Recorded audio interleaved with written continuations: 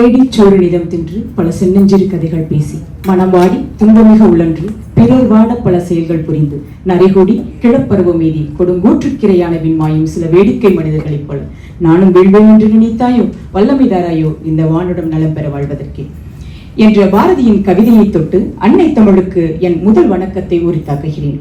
இந்த நிகழ்ச்சியினை சிறப்புமிக்கதாக போக்கும் பேச்சாளர்களுக்கும் அதை காண வருகை தந்திருக்கும் பார்வையாளர்களுக்கும் என் அன்பு வணக்கம். தமிழ் காவலர் திரு ஹரிகிருஷ்ணன் முத்துசுவாமி அவர்களின் தலைமையில் செயல்படும் தமிழ்மொழி பண்பாட்டுக் கழகம் ஓராண்டுக்கும் மேலாக வெற்றிகரமாக இணையம் வழியாக நடத்தி வந்த இலக்கிய வனம் நிகழ்ச்சி தன் அடுத்த கட்ட மைல்கல்லாக பொது வெளி மேடையில் தொடர்ந்து நடைபெறுகிறது. உலகத் தமிழ் ஆர்வலர்களின் நல் ஆதரவோடு சிறப்பாக நடைபெற்றுக் கொண்டிருக்கும் இந்த மாதாந்திர நிகழ்ச்சியை இந்த முக்கிய தினத்தில் முனைவர் சரோஜினி செல்லகிருஷ்ணன் அவர்கள் தலைமையேற்று நடத்த உள்ளார்.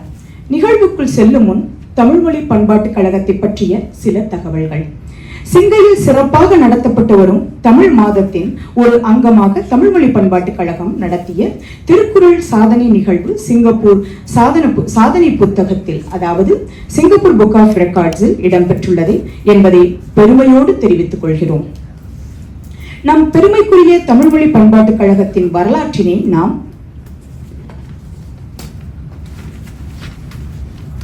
தெரிந்து கொள்வோம். தமிழ்மொழி பண்பாட்டுக் கழகம் முன்னாள் அதிபர் அமரர் சி.வி. தேவன் நாயர் அவர்களால் 1980 ஆண்டு ஆகஸ்ட் மாதம் 2ஆம் தேதி தோற்றுவிக்கப்பட்டது. அன்றைய துணை பிரதமர் திரு கோ கெங் ஸ்வீட் அவர்களால் சிங்கப்பூர் மாநாட்டு மண்டபத்தில் அதிகாரப்பூர்வமாக திறந்து வைக்கப்பட்டது. தமிழ்மொழி பண்பாட்டுக் கழகத்தின் நோக்கங்கள் 2: தமிழ் மொழியை பேசும் மொழியாகவும் வாழும் மொழியாகவும் தக்க வைத்துக் கொள்வது, மற்றொன்று தமிழ் கலாச்சாரத்தை பற்றிய விழிப்புணர்வை ஏற்படுத்துவது. தமிழ்மொழி பண்பாட்டுக் கழகத்தின் தலைவர்கள் விவரம் இதோ. திரு தேவன் நாயர் முதல் தலைவராக, அவரைத் தொடர்ந்து திரு வன்னிய சிங்கம் அவர்கள், அவரைத் தொடர்ந்து திரு பேராயர் துரைசாமி அவர்கள், அவரைத் தொடர்ந்து திரு வை. திருநாவுக்கரசு அவர்கள் இந்த பதவியை ஏற்று வந்திருந்தனர். திரு திருநாவுக்கரசு அவர்கள் காலத்தில் தமிழ்மொழி பண்பாட்டுக் கழகம் திருக்குறள் விழாவினை அறிமுகப்படுத்தி இன்று வரை சிறப்பாக வெற்றி நடைபோடுகிறது. திரு வை. திருநாவுக்கரசு அவர்களை தொடர்ந்து 1998 ஆண்டு டிசம்பர் 6ஆம் தேதி திரு ஹரிகிருஷ்ணன் முத்துசாமி அவர்கள் தலைவரானார். கடந்த 26 ஆண்டுகளாக சிங்கப்பூர் தமிழ்மொழி பண்பாட்டுக் கழகத்தின் தலைவராக இருந்து வருகிறார். அவர் தலைவராக வந்த பிறகு அதிக மாற்றங்களை கொண்டு வந்து பல புதிய நிகழ்ச்சிகளை அறிமுகப்படுத்தி வைத்தார். இன்று திருவள்ளுவர் விருது, தமிழ்மணி, நாளும் ஒரு குறள், ஔவையார் விழா, ஔவையார் விருது, பாரதியார் விழா, பாரதியார் விருது, உள்ளூர் எழுத்தாளர்கள் கவிஞர்களுக்கு பாராட்டு, மாதரணி, இளையரணி, தொண்டூழியர் அணி, தொண்டூழியர் தினம், உரையாடல், பேச்சாளர் மன்ற போட்டிகள், மன்றங்கள், கருத்தரங்கங்கள் என இன்னும் பல்வேறு தமிழ் சேவைகளை ஆற்றி வருகிறது நம் தமிழ்மொழி பண்பாட்டுக் கழகம். இப்படியாக நமது தமிழ்மொழி பண்பாட்டுக் கழகம் சிங்கப்பூரில் தமிழ் மொழியை வாழும் மொழியாகவும் பேசும் மொழியாகவும் தக்க வைத்துக் கொள்வதற்காகவும் தமிழ் கலாச்சாரத்தை பற்றிய விழிப்புணர்வை ஏற்படுத்துவதற்காகவும் தொடர்ந்து அளப்பரிய பல சேவைகளை செய்து வருகிறது. தமிழ் இலக்கியத்திற்கு 100 ஆண்டுகளை தாண்டிய வரலாறு உண்டு. 1ஆம் நூற்றாண்டில் தொல்காப்பியம், 2ஆம் நூற்றாண்டில் சங்க இலக்கியங்கள், 3ஆம் நூற்றாண்டில் திருவாசகம், 4ஆம் நூற்றாண்டில் ஆசாரக்கோவை, 5ஆம் நூற்றாண்டில் பெருங்காதை, 6ஆம் நூற்றாண்டில் கல்லாடம், 7-8 நூற்றாண்டுகளில் தேவார பாடல்கள், 9ஆம் நூற்றாண்டில் ஆழ்வாரடிகளின் பக்தி பாசுரங்கள், 10ஆம் நூற்றாண்டில் சீவக சிந்தாமணி, 11ஆம் நூற்றாண்டில் பெரிய புராணம், 12ஆம் நூற்றாண்டின் முற்பகுதியில் கந்தபுராணம், பிற்பகுதியில் கம்பராமாயணம், 13ஆம் நூற்றாண்டில் சிவஞான போதம், 14ஆம் நூற்றாண்டில் தலபுராணங்கள், 15ஆம் நூற்றாண்டில் வில்லுபுத்திராரின் பாரதம், 16ஆம் நூற்றாண்டில் திருவிளையாடல் புராணம், 17ஆம் நூற்றாண்டில் தேம்பாவணி மற்றும் சீரா புராணம், 18ஆம் நூற்றாண்டில் தாய்மானவர் பாடல்கள், 19ஆம் நூற்றாண்டில் வள்ளலார் பாடல்கள், 20ஆம் நூற்றாண்டில் மகாகவி பாரதியின் பாடல்கள் என 20 நூற்றாண்டுகளை தாண்டிய இலக்கிய வரலாறு நம் தமிழ் மொழிக்கே உண்டு. இத்தகைய அடர்ந்து மரங்களை கொண்ட இலக்கிய வனத்தில் மாதம் ஒரு மரத்தை, அதாவது மாதம் ஒரு இலக்கிய நூலை இந்த இலக்கிய வனம் நிகழ்ச்சி வாயிலாக நாம் அறிமுகப்படுத்த முற்படும் போது அனைத்து மரங்களையும் அதாவது நூல்களையும் தொட்டு பார்க்கவே பல தலைமுறைகள் தாண்ட வேண்டியிருக்கும். அது தொடர்ந்து நடக்கும் என்ற நம்பிக்கையோடு இன்றைய நம் இலக்கிய வனத்தின் தலைப்பு பெரும்பானாற்றுப்படை. பெரும்பானாற்றுப்படை என்னும் ஆற்றுப்படை நூல் தொண்டைமான் இளந்தரியன் என்னும் மன்னனை பாட்டுடை தலைவனாக கொண்டு இயற்றப்பட்டது. இதன் ஆசிரியர் கடியலூர் உருத்திரங்கண்ணனார். பெரும்பான் அதாவது பெரிய பான் என பொருள்படும் பெரிய பாணனாது பெரும்பண் பெரிய பண்ணை பாடுவதற்காக தனி வகுப்பினர் சிலர் இருந்தனர். அவருள் பெரிய யாழை தாங்கி அதன் நரம்புகளை வலித்து அதன் இசையோடு ஒன்று இணைந்து பாடுவோரே பெரும்பாணர். பெரும்பாணரை ஆற்றுப்படுத்தியதால் பெரும்பானாற்றுப்படை என பெயர்பட்டது. இப்பாடலின் பொருளையும் சுவையையும் இன்றைய பேச்சாளர்களின் வாயிலாக பருக உங்களைப் போலவே நானும் ஆவலாக உள்ளேன். இப்படியானதொரு சிறப்புமிக்க இலக்கிய நிகழ்வை செவ்வனே வழிநடத்த நமது இன்றைய நிகழ்வின் நடுவர் பெருந்தகையை அறிமுகம் செய்யும் நேரம் இது. சிங்கப்பூர் சமூக அறிவியல் பல்கலைக்கழகத்தில் தமிழ் இளங்கலை பட்ட வகுப்புகளுக்கு அசோசியேட் விரிவுரையாளராக பணியாற்றி வரும் டாக்டர் சரோஜினி செல்லகிருஷ்ணன் பல்கலைக்கழகத்தின் மோஸ்ட் எக்ஸலன்ஸ் அவார்ட் பட்டம் பெற்றிருக்கிறார். பல நூல்களுக்கு ஆய்வு கட்டுரைகளை இந்தியாவிலும் அனைத்துலக ஆய்வரங்குகளிலும் படித்துள்ள இவர் கவிஞர், எழுத்தாளர், இலக்கிய மேடை பேச்சாளர் என பன்முகத்திறன் பெற்றவர். தெய்வ தமிழ் தம்பதியர், செவிமுகர் செல்வி என்னும் பட்டங்களோடு தமிழ் நிதி என்னும் வாழ்நாள் சாதனை விருதுக்கும் சொந்தக்காரர். சிங்கப்பூர் புக் ஆஃப் ரெக்கார்ட்ஸ் என்னும் சாதனை புத்தகத்தில் 12 மணி நேர தொடர் தமிழ் கருத்தரங்கில் இவர் முதல் தலைவராக பணியேற்று 3 ஆண்டுகள் அதன் தொடர் சாதனையில் பங்கேற்றுள்ளார். 2021ஆம் ஆண்டு தமிழ்மொழி பண்பாட்டுக் கழகம் வழங்கிய பாரதியார் விருதுக்கு சொந்தக்காரர்.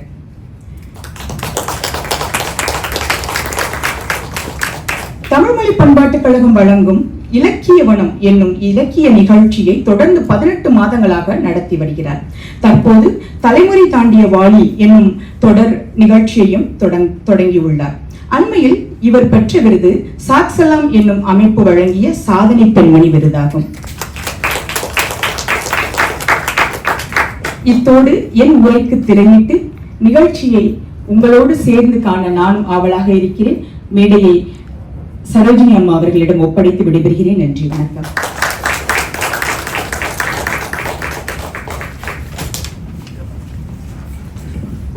தமிழ்மொழி பண்பாட்டுக் கழகத்தின் தலைவர் என் அருமை சகோதரர் ஐயா ஹரிகிருஷ்ணன் அவர்களே, அவருக்கு நிழலாக இருந்து பணி செய்து கொண்டிருக்கக்கூடிய வசந்தம் ராஜ் அவர்களே, இந்த நிகழ்ச்சியை மிகச்சிறப்பாக ஒருங்கிணைத்து கிட்டத்தட்ட 18 மாதங்களாக கொஞ்சம் கூட சலிப்பில்லாமல் செய்து கொண்டிருக்கக்கூடிய உமாசங்கர் நாராயணன் அவர்களே, இது ஆக்சுவலி எங்களுடைய ஒரு வரலாற்று சிறப்புமிக்க நிகழ்ச்சி. ஏனென்றால் நாங்கள் 18வது முறையாக இதனை நிகழ்த்துகிறோம். 18 மேற்கணக்கு நூல்களில் இன்றைக்கு இதனை நிறைவு செய்கிறோம்.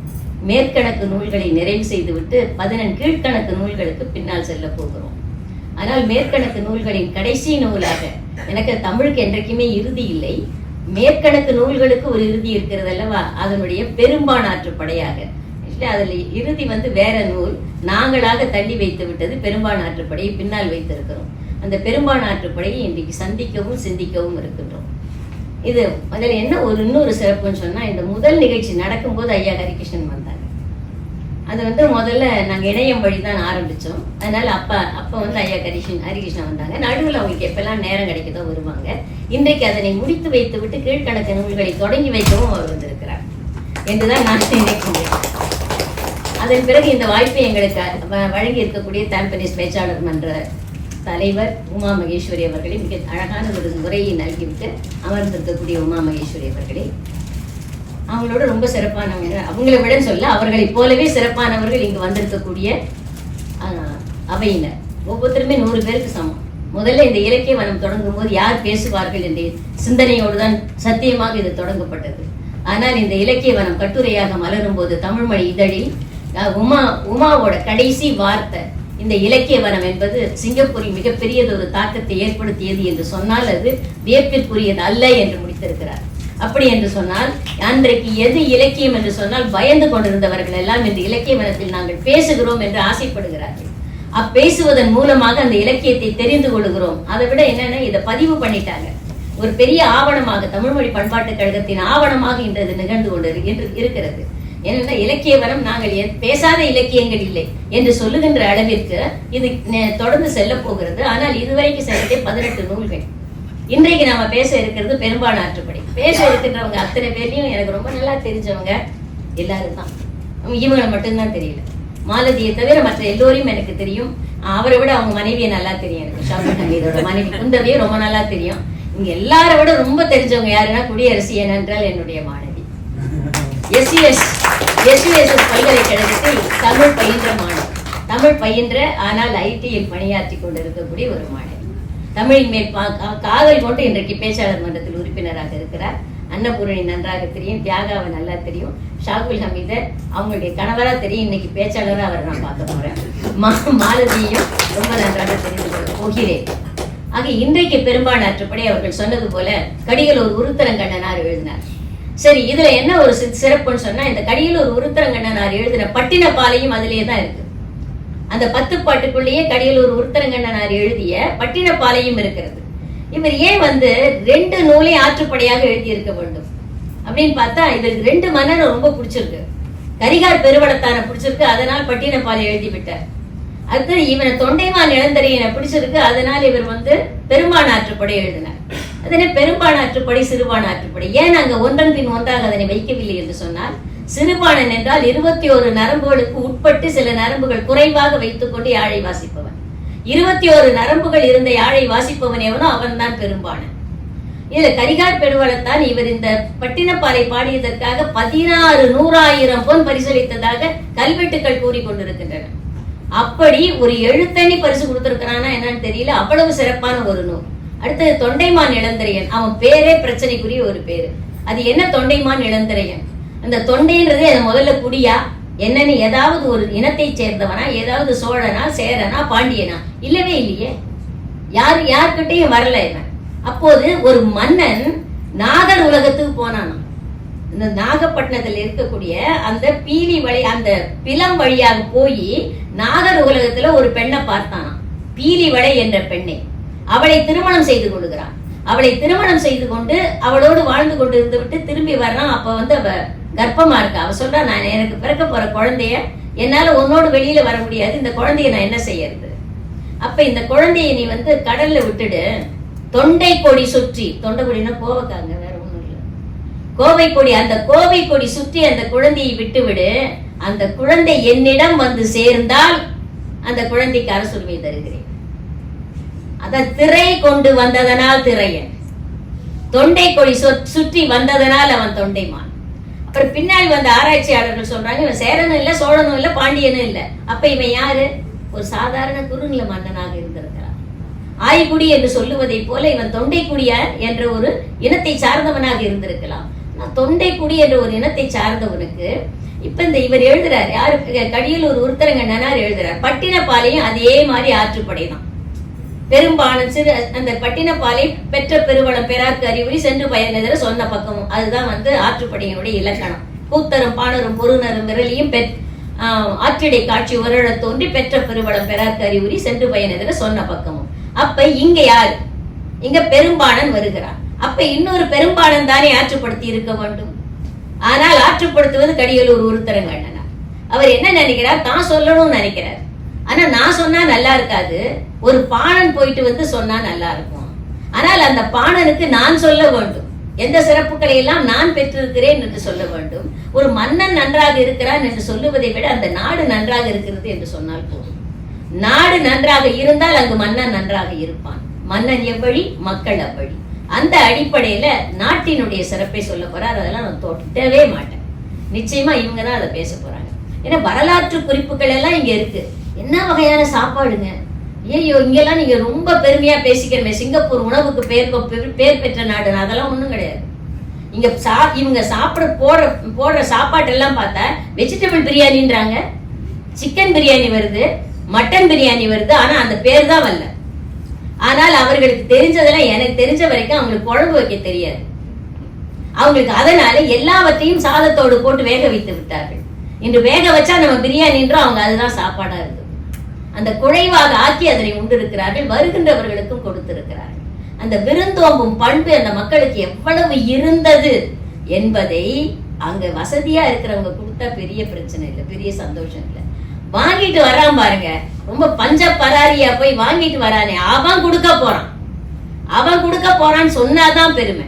தமிழனுக்கு எப்ப பெருமை? என்கிட்ட இல்லாத போதும் கொடுக்கிறேன் என்று சொன்னால் தானே பெருமை. அப்படி தந்த ஒரு வரலாறைத்தான் இவர் வரலாறாக நூலாக பாடியிருக்கிறார். ரொம்ப அழகா சொல்லியிருக்கார். அங்க அவங்க சொல்லும் போது ஏதாவது கருத்து விடுபடாது. நிச்சயமா ஏதாவது விடுபடுவதற்கு ஏதாவது வாய்ப்பு இருந்தா, எனக்கு கொஞ்சம் வாய்ப்பு இருந்தா விட்டுடுவாங்கன்னு வச்சுங்களேன். ஒரு 5 நிமிடம் எனக்கு கொடுத்தாங்கன்னா இடையில நான் தூண்டுவேன். அதுல அவர்களுக்கு சொல்லிடலாம். ஆனால் பாருங்க, ஒவ்வொருவரும் 100 வரிகளுக்கான விளக்கத்தை 10 நிமிடங்கள்ல தர போறாங்க. அதுதான் நீங்க அவங்களுடைய மிகப்பெரிய ஒரு பெருமையை பார்க்கணும். அணுவை துடைத்து 7 கடலை புகட்டி குறுக தரித்த குரல் நாங்களே இங்க அத்தனை திருவள்ளுவர் உட்காந்துருக்காங்க. 100 வரி நான் கொடுத்தது சத்தியமா 100 வரி. ஏன்னா 500 வரி இருந்தது, நான் எப்படி பிரிக்கிறது? 1 to 100, 1 to 103 அந்த மாதிரி பிரிச்சு கொடுத்துட்டேன். 500 முடிச்சிட்டேன். 500 முடிச்சிட்டேன். ஆனா எனக்கு எங்க இருக்கு, அவங்களாம் விடுவாங்கன்ற ஒரு நம்பிக்கை. அப்படி விடலைன்னா சரி, நம்ம புதுசா ஏதாவது சொல்லிக்கலாம். எப்பயுமே தான் என்னுடைய பழக்கமாக இருந்திருக்கிறது. என்னை எப்போதுமே இவர்கள் ஏமாற்றியதில்லை. எனக்கு என்னன்னா, வசந்தம்லாம் முன்னாடி ஆரம்பிக்கும் போது, ஏமா இவ்வளவு பேர் இலக்கியம் பேசுவாங்களா அப்படின்னா சந்தேகப்பட்டவர்கள் உண்டு. இன்றைக்கு அதே வசந்தம் என்கிட்ட சொல்றாங்க, என்ன இவ்வளவு பெரிய கியூ நிக்குது இலக்கிய வரத்துல பேசுறதுக்கு, இப்ப நான் அவர்களுக்கு தகுதி பிரிக்க வேண்டி இருக்கிறது என்று. அது எனக்கு என்ன ஒரு பெருமையா சந்தோஷமா இருந்ததுன்னா, தமிழ் வளர வேண்டும், வாழ வேண்டும், நிலைக்க வேண்டும் என்று ஆசைப்படுகிற ஒருவர் தலைவராக இருக்கக்கூடிய கழகத்தில் அங்கு இருப்பவர்கள் நான் இலக்கியம் பேச வேண்டும் என்று வருகிறார்களே, அதுதான் அவருக்கு கிடைத்த மிகப்பெரிய வெற்றி. சரி பழமையா ஒண்ணு பண்றீங்க, புதுசா ஒண்ணு பண்ணுங்களேன். அதான் கொடுத்த தலைமுறை தாண்டியும் வாலி, தாண்டிய வாலி இல்ல தாண்டியும் வாலி. தாண்டிய வாலின்னு அர்த்தம் மாறி போயிடும். அந்த தலைமுறைகள் தாண்டப்பட்ட பிறகும் இன்று வாலி வாழ்கிறார். 5 தலைமுறைகளுக்கு பிறகும் வாலி வாழ்கிறார். அது ரொம்ப ஜாலியா இருக்கும் அந்த நிகழ்ச்சி. ஏன்னா 5 பேர் பாடுவாங்க, 5 பேர் பேசுவாங்க. அதனால அந்த நிகழ்ச்சிகளை அது அடுத்த மாதம் செய்கிறோம். அடுத்த மாதம் அந்த பொறுப்பாளர் பின்னாடியே உட்கார்ந்துருக்காரு கார்த்தி. அதனால அது என்ன தலைப்பெல்லாம் நாங்க சொல்லக்கூடாது, அதெல்லாம் ரகசியமா தான் வச்சிருக்கோம். அதனால இன்றைக்கு நாங்கள் சொல்ல போகின்ற பெரும்பாலாற்றுப்படை நிறைய வரலாற்று செய்திகளை சொல்ல போகிறது, நிறைய செய்திகளை சொல்ல போகிறது. மணிமேகலை நிறைய நெடுமுடிக்கிலாம் சொல்லும்போது 6 இனிது வழி இனிது என்று சொல்லுகிறார்கள். அப்ப வழி நன்றாக இருக்க வேண்டும். ஒருத்தனுக்கு ஏதாவது ஒரு வழி சொல்லணும்னா இப்ப ஜிபிஎஸ் போட்டுக்கிறோம். அப்படி இல்லைன்னா அந்த காலத்துல எப்படி சொல்றது? முதல்ல அவன் என்ன நினைப்பான், பயமா இருக்கும், அவனுக்கு பாதுகாப்பு வேணும். எல்லாம் இருக்கு, அடுத்தாப்புல சாப்பாடு. வந்த ஆட்களை பார்த்தாலே தெரியுது, பஞ்சையும் பராரியுமாக இருக்கிறார்கள். அவர்களுக்கு சாப்பாடு. இந்த நம்பிக்கையை கொடுக்க வேண்டும் என்று சொன்னால் நாட்டின் வளத்தை சொல்ல வேண்டும். அந்த நாட்டின் வளத்தை சொல்லுவதாகத்தான் கடியலூர் உருத்தரங்கண்ணனார் முதலில் அவர்கள் வந்த தோற்றத்தையும் கொண்டு வந்த யாழையும் சொல்லி அதன் பிறகு அதன் வழி நடக்கி செல்கிறார். அதை பேசுவதற்கு முதலில் நமக்கு முதல்ல யாராவது சாப்பாடு போடணும். இந்த அன்னபூரணி வரப்போறாங்க. அன்னபூரணி வீட்டுல உண்மையில அன்னபூரணியா இருக்கிறவங்க. வீட்டுல நான் சமைக்கிறதுக்கு மட்டும்தான் சொல்லிக்கிட்டு ஆனா எல்லா வேலையும் செஞ்சுட்டு இருக்காங்க. ஆனால் உயிரியல் தொழில்நுட்பம் படித்தவர்கள், மிக அதிகமான படிப்பாளி. ஆனால் வீட்டில் இருந்தால்தான் நாடு நன்றாக இருக்கும் என்ற ஒரு முடிவு செய்து கொண்டு வீட்டில் இருந்து நாட்டை சீர்திருத்தி கொண்டிருக்கிறார்கள். அது மட்டும் இல்ல, ஒரு பேச்சாளர் மன்றத்தின் உறுப்பினராக இருக்கிறார். இன்னைக்கு அவங்க இல்லாம அவங்களுடைய பேச்சாளர் மன்றம் இயங்காது என்கிற அளவுக்கு அன்னபூரணின்னு பாத்தீங்கன்னா எல்லா இடத்துலயும் எங்கேயாலும் ஒரு பட்டிமன்றம் பேசுறாங்கன்னு அன்னபூரணி பேர் இருக்கும், குந்தவை பேர் அடிக்கடி வரும். அதனால அது போல ஒரு மிகச்சிறந்த ஒரு பேச்சாளர் தியாகா பேர்லாம் எப்பயுமே இருக்கும். அதனால அதை நான் சொல்லல. இப்ப அத மாதிரி வரக்கூடிய பேச்சாளராக மிகச்சிறந்த அன்னபூரணி வழி நடத்தினாங்கன்னு வச்சுங்களேன், நான் பயப்படுவேன். ஏன் பாதி அவங்களே சொல்லிட்டு போயிடுவாங்க.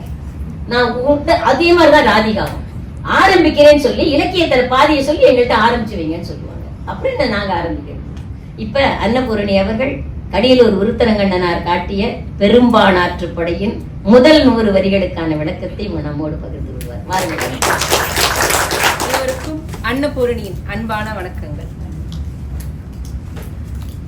பொதுவா இப்ப நம்ம எல்லாரும் இங்க சிங்கப்பூர்ல இருக்கோம். ஊருக்கு போறோம் அப்படின்னா நம்ம கிட்ட அதிகமா கேட்கப்படுற ஒரு கேள்வி, எனக்கும் ஒரு வேலை வாங்கி கொடு, நானும் அங்க வரணும், எனக்கு அங்க வேலை கிடைக்குமா, இப்படிதான் எல்லாரும் கேட்பாங்க.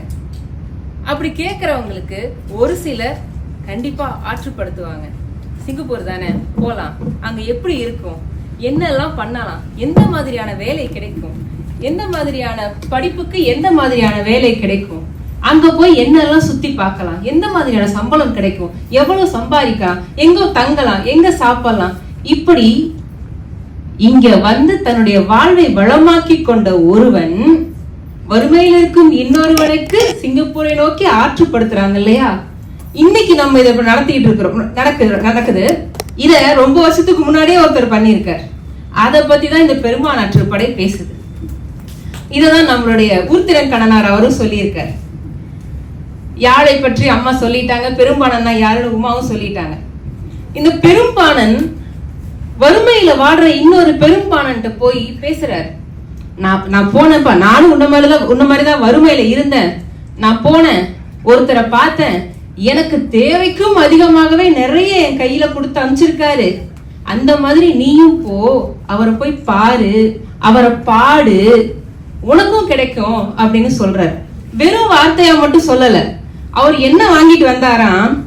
பெருவரம் கூர்ந்த காணம் கல்லென கருவி வானம் துளி சொரிந்தாங்கு பழம்பசி கூர்ந்த எம் இரும்பே ரொக்கலோடு வழங்கத்தவா அப்பெருவளன் எய்தி வால் உலை புறவியோடு வயக்களிரு முகந்து கொடு யாம் அவன் நின்றும் வருதும். அவர் கொடுத்த பொருள் எல்லாம் குதிரையிலயும் யானையிலயும் வந்துகிட்டே இருக்கான். அவர் வீடு வந்து சேர்ந்துட்டாராம். ஆனா அவர் கொடுத்த பொருள் பின்னாடி வந்துகிட்டே இருக்கான். பொருள் கொடுத்தது மட்டும்தான் வருதான்னு கேட்டா, அரசன் அவருக்கு கொடுத்திருப்பாரு இல்லையா, அந்த பெரும்பானனுக்கு. அந்த பெரும்பானன் தன் சுற்றத்தாருக்கெல்லாம் கொடுத்துட்டாராம். அது போக மீதி இன்னும் வந்துகிட்டே இருக்கான். அவ்வளவு பொருள் இருக்கு, அவ்வளவு கொடுக்கறாங்க. தயவு செய்து நீயும் போ, வாழ்க்கை வளமாக இருக்கும் அப்படிங்கறத சொல்றாரு. ஆனா அந்த பெரும்பானனுக்கு ஒரு பயமும் இருந்தது. எப்படி போறது? இப்ப இருக்கிற மாதிரி கூகுள் மேப் அது இதுன்னு எதுவுமே கிடையாது. ரொம்ப தூரம் வேற போகணும். எப்படி போறது, எங்க தங்குறது, இந்த மாதிரி அவருக்கு நிறைய சந்தேகங்கள். ஆனா எல்லாத்தையும் கேட்கவும் முடியல. அதெல்லாம் அந்த பெரும்பானனுக்கு தெரிஞ்சே இருக்கு, இவனுக்கு இந்த பயம் எல்லாம் இருக்கு அப்படின்னு சொல்லி அவரே சொல்றாரு. போற வழி எப்படி இருக்கும், வழியில யாரெல்லாம் இருப்பாங்க, யாரெல்லாம் வருவாங்க போவாங்க அப்படின்னு சொல்லும் போது உப்பு வணிகர்களை குறித்து ஒரு சிறப்பான ஒரு செய்தி சொல்றாங்க. இப்ப நம்ம உபயோகப்படுத்துறோம் பாத்தீங்களா, எக்ஸ்பிரஸ் வே. இப்ப இல்லைங்க, அது ரொம்ப வருஷத்துக்கு முன்னாடியே நம்ம ஊர்லயே இருந்திருக்கு. அதுக்கு பேரு பெருவழி அப்படின்னு சொல்றாங்க. அந்த பெருவழியை உபயோகிக்கணும் அப்படின்னா நம்ம கட்டணம் செலுத்தணும்.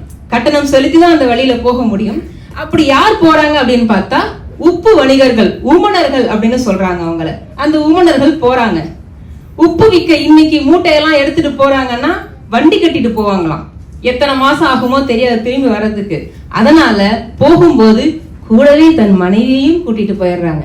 எப்படி என்ற கணவர் இந்தியால இருந்து சிங்கப்பூருக்கு வரும்போது என்னையும் சேர்த்து கூட்டு வந்துட்டாரோ, அதே மாதிரி உப்பு வணிகர்களும் அவங்க குடும்பத்தோட தான் போயிருக்காங்க. மாட்டு வண்டியில போவாங்களாம். அது அமைப்பு வந்து ரொம்ப அழகா விவரிச்சிருக்காருங்க. அந்த மாடு இருக்கு, 2 மாடு கட்டியிருப்பாங்க. இப்ப எப்படி நம்ம காருக்கெல்லாம் ஸ்டெப்னி இருக்கோ, அதே மாதிரி அந்த காலத்திலயும் மாடுகளுக்கும் ஸ்டெப்னி வச்சிருந்திருக்காங்க. 2 வண்டி போகுது. அந்த 2 வண்டியோட 4 மாடு மட்டும் இருக்காது, பின்னாடி ஒரு 8 மாடு வந்துகிட்டு இருக்கும். ஏன்னா போற வழியில அந்த மாடுகளுக்கு ஏதாவது ஆச்சுன்னா, இல்ல ஒரு வியாதி வருது, இல்ல அதெல்லாம் நடக்க முடியல, அந்த மாதிரி ஏதாவது ஒரு துன்பம் வரும்போது தூண்டு விடக்கூடாது அப்படிங்கிறதுக்காகவும், இல்ல ஒருத்தர் யோசிக்கிறது எனக்கு தெரியுது, ஊருக்குள்ள போனா மாடு வாங்கிக்கலாமே யோசிக்கிறீங்க, போற வழி காட்டு வழி, அங்க எங்க போறது, அதனால கூடவே அதையும் சேர்த்து கூட்டிட்டு போயிட்டு இருக்காங்க. அது மட்டும் இல்லாம அந்த வண்டியினுடைய உச்சியில ஒரு கூடையை கட்டி இருப்பாங்களாம். அந்த கூடையில கோழி எல்லாம், அவங்க வளர்த்த கோழி எல்லாம் எடுத்துட்டு போவாங்க. எதுக்காகனா போற வழியில பசிக்கும் போது நிறுத்தி அடிச்சு சாப்பிட்டு போறதுக்கு தான், வேற எதுக்கு இல்ல. ஆடு வளர்க்கறது அழகு பார்க்கறதுக்கு இல்ல, கோழி வளர்க்கறது கொஞ்சத்துக்கு இல்ல, குழம்பு வைக்கிறதுக்கு தான். அதே மாதிரி அவங்க வண்டியில உப்பை விட அதிகமா ஒரு பொருள் இருந்துதான். அவங்க போறதே உப்பு விற்கிறதுக்கு தான், ஆனா அந்த உப்பை விட அதிகமா ஒரு பொருள் இருந்துதான். அது என்னன்னா ஊறுகாய். அவங்க சாப்பாட்டுக்கு ரொம்ப அதிகமா உபயோகப்படுத்திக்கிட்ட ஒரு பொருள் ஊறுகாய். ஊறுகாய் மிடா அப்படிங்கிற ஒரு பாத்திரத்துல வச்சு அதையும் அந்த கூடையோட சேர்த்து கட்டி விட்டுருவாங்க. அது மட்டும் இல்லாம அந்த கூடையோடவே ஒரு உரலையும் கட்டி எடுத்துட்டு போயிருவாங்களாம். நெல்லாதான் எடுத்துட்டு போவாங்க. போற இடத்துல நிறுத்தி உரலை எடுத்து இறக்கி வச்சு நெல், வரகு இந்த மாதிரி தானியங்கள் எடுத்துட்டு போவாங்க. அதை குத்தி புடைச்சு சமைச்சு சாப்பிட்டுக்குவாங்களாம். சரி, இதெல்லாம் தான் அவங்க சமைக்கிறாங்க, பண்றாங்க, போறாங்க. பெண்களை கூட்டு போறாங்கல்ல, அது எதுக்குன்னு யோசிக்கிறீங்களா? வண்டி இருக்கு இல்லைங்களா, அந்த வண்டியை ஓட்டுறதே பெண்கள் தான். அந்த மாட்டு வண்டியில கை தட்டலாங்க, சத்தியமா கை தட்டலாங்க. மாட்டு வண்டிகளை ஓட்டுபவர்கள் பெண்கள் தான். ஏன் ஆண்களால ஓட்ட முடியாதான்னா அப்படி கிடையாது. போற வழி காடு, மேடு, பள்ளம், இந்த மாதிரி நிறைய இன்னல்கள் நிறைந்த ஒரு இடமா இருந்ததுனால ஆண்கள் பெரும்பாலும் பின்னாடி அந்த வண்டியை தள்ளுறதுக்கோ இல்ல வேற ஏதாவது உபயோகப்படணும் அப்படிங்கிறதுக்காக அவங்க பின்னாடி நடந்து போவாங்க. பெண்கள் தான் வண்டியை ஓட்டுவாங்க. அது மட்டும் இல்லாம அவங்க கூட இன்னொருத்தவங்க போவாங்க. அவங்க யாருன்னு கேட்டா முழு வழி மாக்கள் அப்படின்னு சொல்றாங்க. அவங்களுக்கு பேர் முடலை யாக்கை முழு வழி மாக்கள் அப்படின்னு சொல்றாங்க. அவங்க யாருன்னா முறுக்குண்ட உடலும் வலிவுமிக்க இறுகிய தோள்களும் உடையவர்களாம். வேற யாரும் இல்ல, பவுன்சர்ஸ். எதுக்காகன்னா ஒரு பொருள் எடுத்து விற்கிறதுக்கு போறாங்க அப்படிங்கிறப்போ காசு கண்டிப்பா கையில வச்சிருப்பாங்க. அந்த பொருளும் ஒரு நல்ல ஒரு தரமான பொருளா இருக்கும். வழியில காடு இருக்கு, கல்வர் பயம் இருக்கு.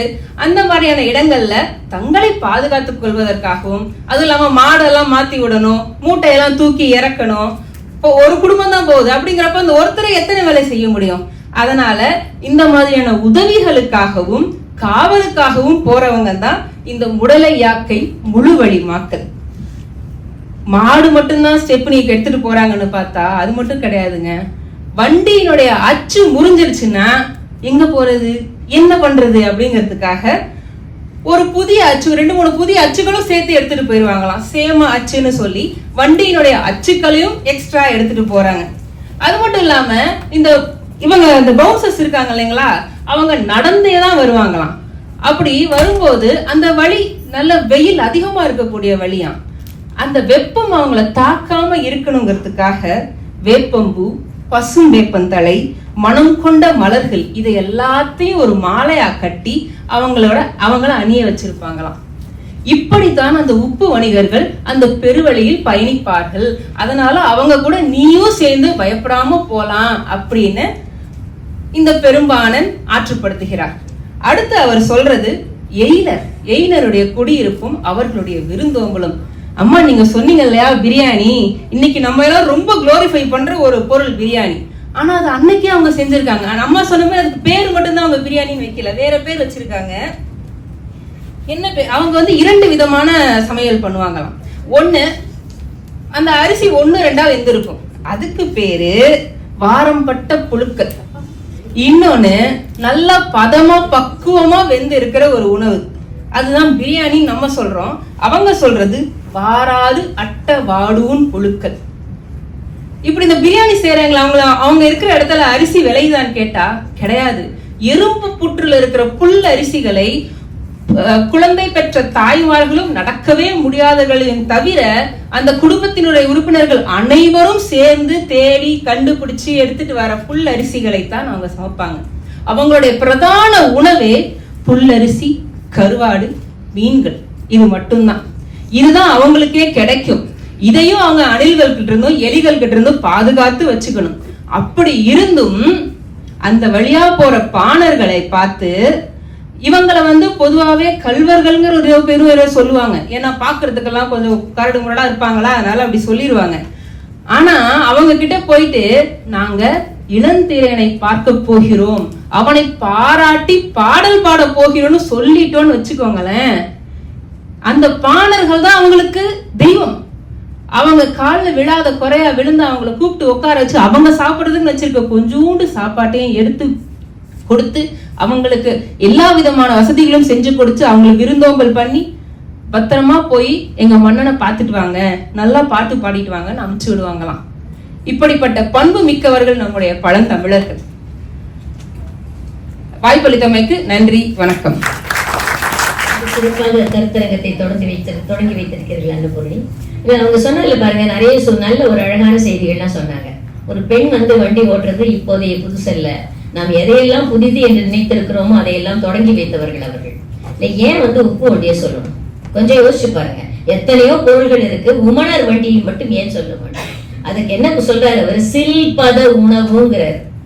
எல்லா உணவையும் தரப்படுத்துகின்ற ஒன்றுதான் உப்பு.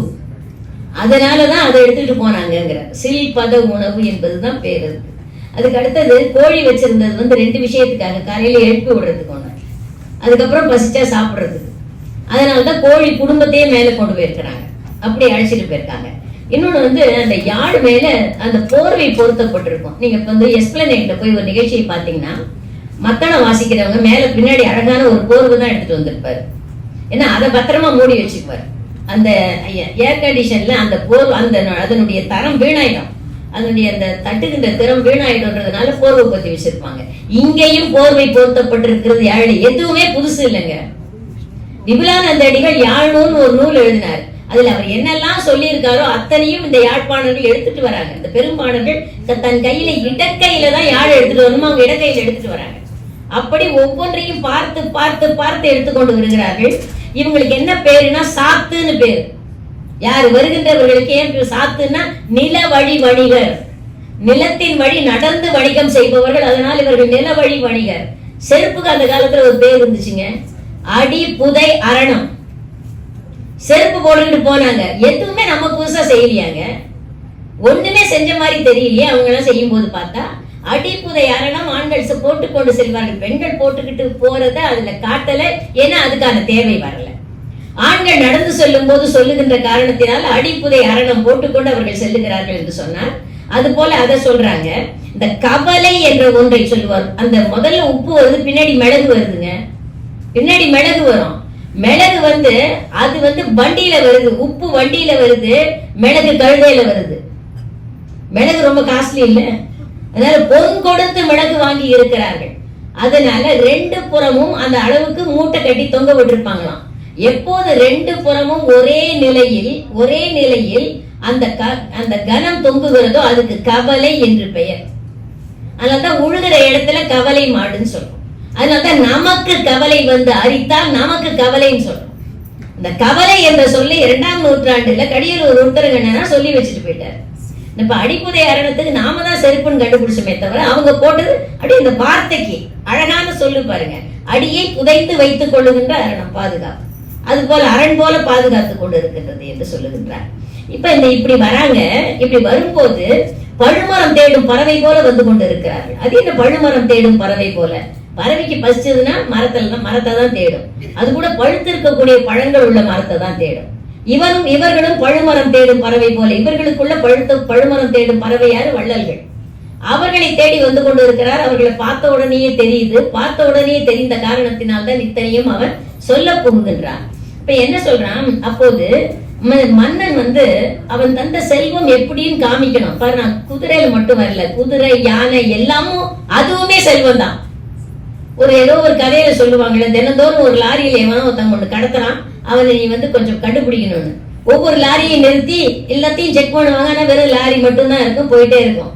அதுக்கப்புறம் ஒரு 10-15 நாள் கழிச்சு கேட்டா அவன் கடத்தினதே லாரி தான், அவன் கடத்தினதே லாரி தான். அது மாதிரி இது போல இங்க என்ன செய்யறாங்க அவங்க? யாம் அவனின்று வருதும் எடுத்துட்டு வரமே இந்த குதிரை களிறு இதெல்லாம் அது மேல வர்ற பொருள், அது சேர்த்து குதிரையும் களிரும் அவன் எனக்கு தந்திருக்கிறான். அடுத்தது இதெல்லாம் ஏன் அவனுக்கு கொடுக்கணும்? இன்னொன்னு சில பெரிய நுணுக்கம் பாருங்க. இவன் வாங்கிட்டு வந்தவன் தான் மட்டும் வச்சுக்க மாட்டான்னு தெரியும் மன்னனுக்கு. என்ன அதான் சொல்லுவான், என்னோடு சூழாமல் என்னையும் கேட்காத, என்னோடு சூழாது எல்லோருக்கும் கொடு மதி மனை கிழவோயன்னு சொல்லிடுவான். அதனால சொல்றான். அதனால இவ்வளவும் வருது, இவ்வளவும் உனக்கும் கிடைக்கும், இவ்வளவும் நான் எப்படி ஒருத்த சொல்றேனோ அது போல நீயும் அடுத்தவனுக்கு சொல்லுவ. எந்த குடுக்கல் வாங்கல் என்பது எவ்வளவு அழகாக நிகழ்ந்திருக்கு பாருங்க. இதுல என்ன ஒரு முக்கியமான விஷயம், போலீஸ் இருந்திருக்கு வழியில போலீஸ் இருந்திருக்கு. அதையும் சொல்றாரு, பயப்படாத தைரியமா போய், எனக்கு போலீஸ் இருக்கும். எதுக்கு? ஆறலை கள்வர்களுக்கு. அவர்களுக்கு எதுதாமா உழவு? இந்த அந்த பொருளை தேடி திருடி வாழ்கிறார்களே, அந்த களவுதான் உழவாம். ஒவ்வொருத்தரும் உழவுல பலன் அளிக்கிறான்னா இவருக்கு களவுதான் உழவு. அப்படி களவு உழவு செய்பவர்களை பிடிப்பதற்காக போலீஸ் இருக்கு. அடுத்தது இன்னொன்னு முக்கியமான பாயிண்ட் என்ன சொல்றாரு, அப்படியே நீ போகும்போது நீ பாட்டு இஷ்டத்துக்கு எடுத்துட்டு போயிடலாம் நினைக்காத. உப்புக்கும் வரி உண்டு, மிளகுக்கும் வரி உண்டு, உள்கு வரி வாங்கப்படும். அதனால அதுக்காகவும் காவலர்கள் இருப்பாங்க. இத்தனை பாதுகாப்பு உனக்கு இருக்கு, பசிக்கும் போது சாப்பிடறதுக்கு உணவு இருக்கு, அப்புறம் என்னையா அவனுக்கு பயம்? போயிட்டு வா. அந்த முடிவில் அவனுக்கு கொடுப்பதற்கு செல்வம் இருக்கிறது, அதை கொடுப்பதற்கான மன்னனுடைய மனம் இருக்கிறது. அதனால தைரியமா போன்னு சொல்றாரு.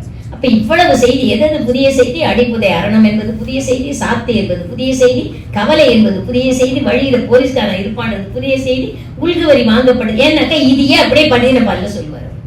அவருக்கு என்னன்னா வரி வாங்குறது ரொம்ப பிடிக்குது. கடியில் ஒரு ஒருத்தர் கண்டினார். இன்னொன்னு, மன்னனுடைய செல்வம் அவன் அறியாமல் வெளியில் போகக்கூடாது, அவன் அறியாமல் உள்ளே வரக்கூடாது. அதுதானே ஒரு சிறந்த அரசாட்சிக்கு அழகு. அதுதான் இங்க நடக்குது. இங்க எது நல்லா இருக்குன்னா, கஸ்டம்ஸ் தானே ரொம்ப கெடுபடியா இருக்கு.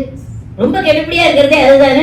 பயப்படுறவங்க எல்லாரும் ஏதாவது எடுத்துட்டு வர்றவங்க பயப்படுவாங்க. நம்மலாம் இல்லை. நம்ம என்ன மேக்சிமம் தோரம்பருப்பு உளுத்தம்பருப்பு எடுத்துட்டு வருவோம், மிளகா தூள் எடுத்துட்டு வரோம்.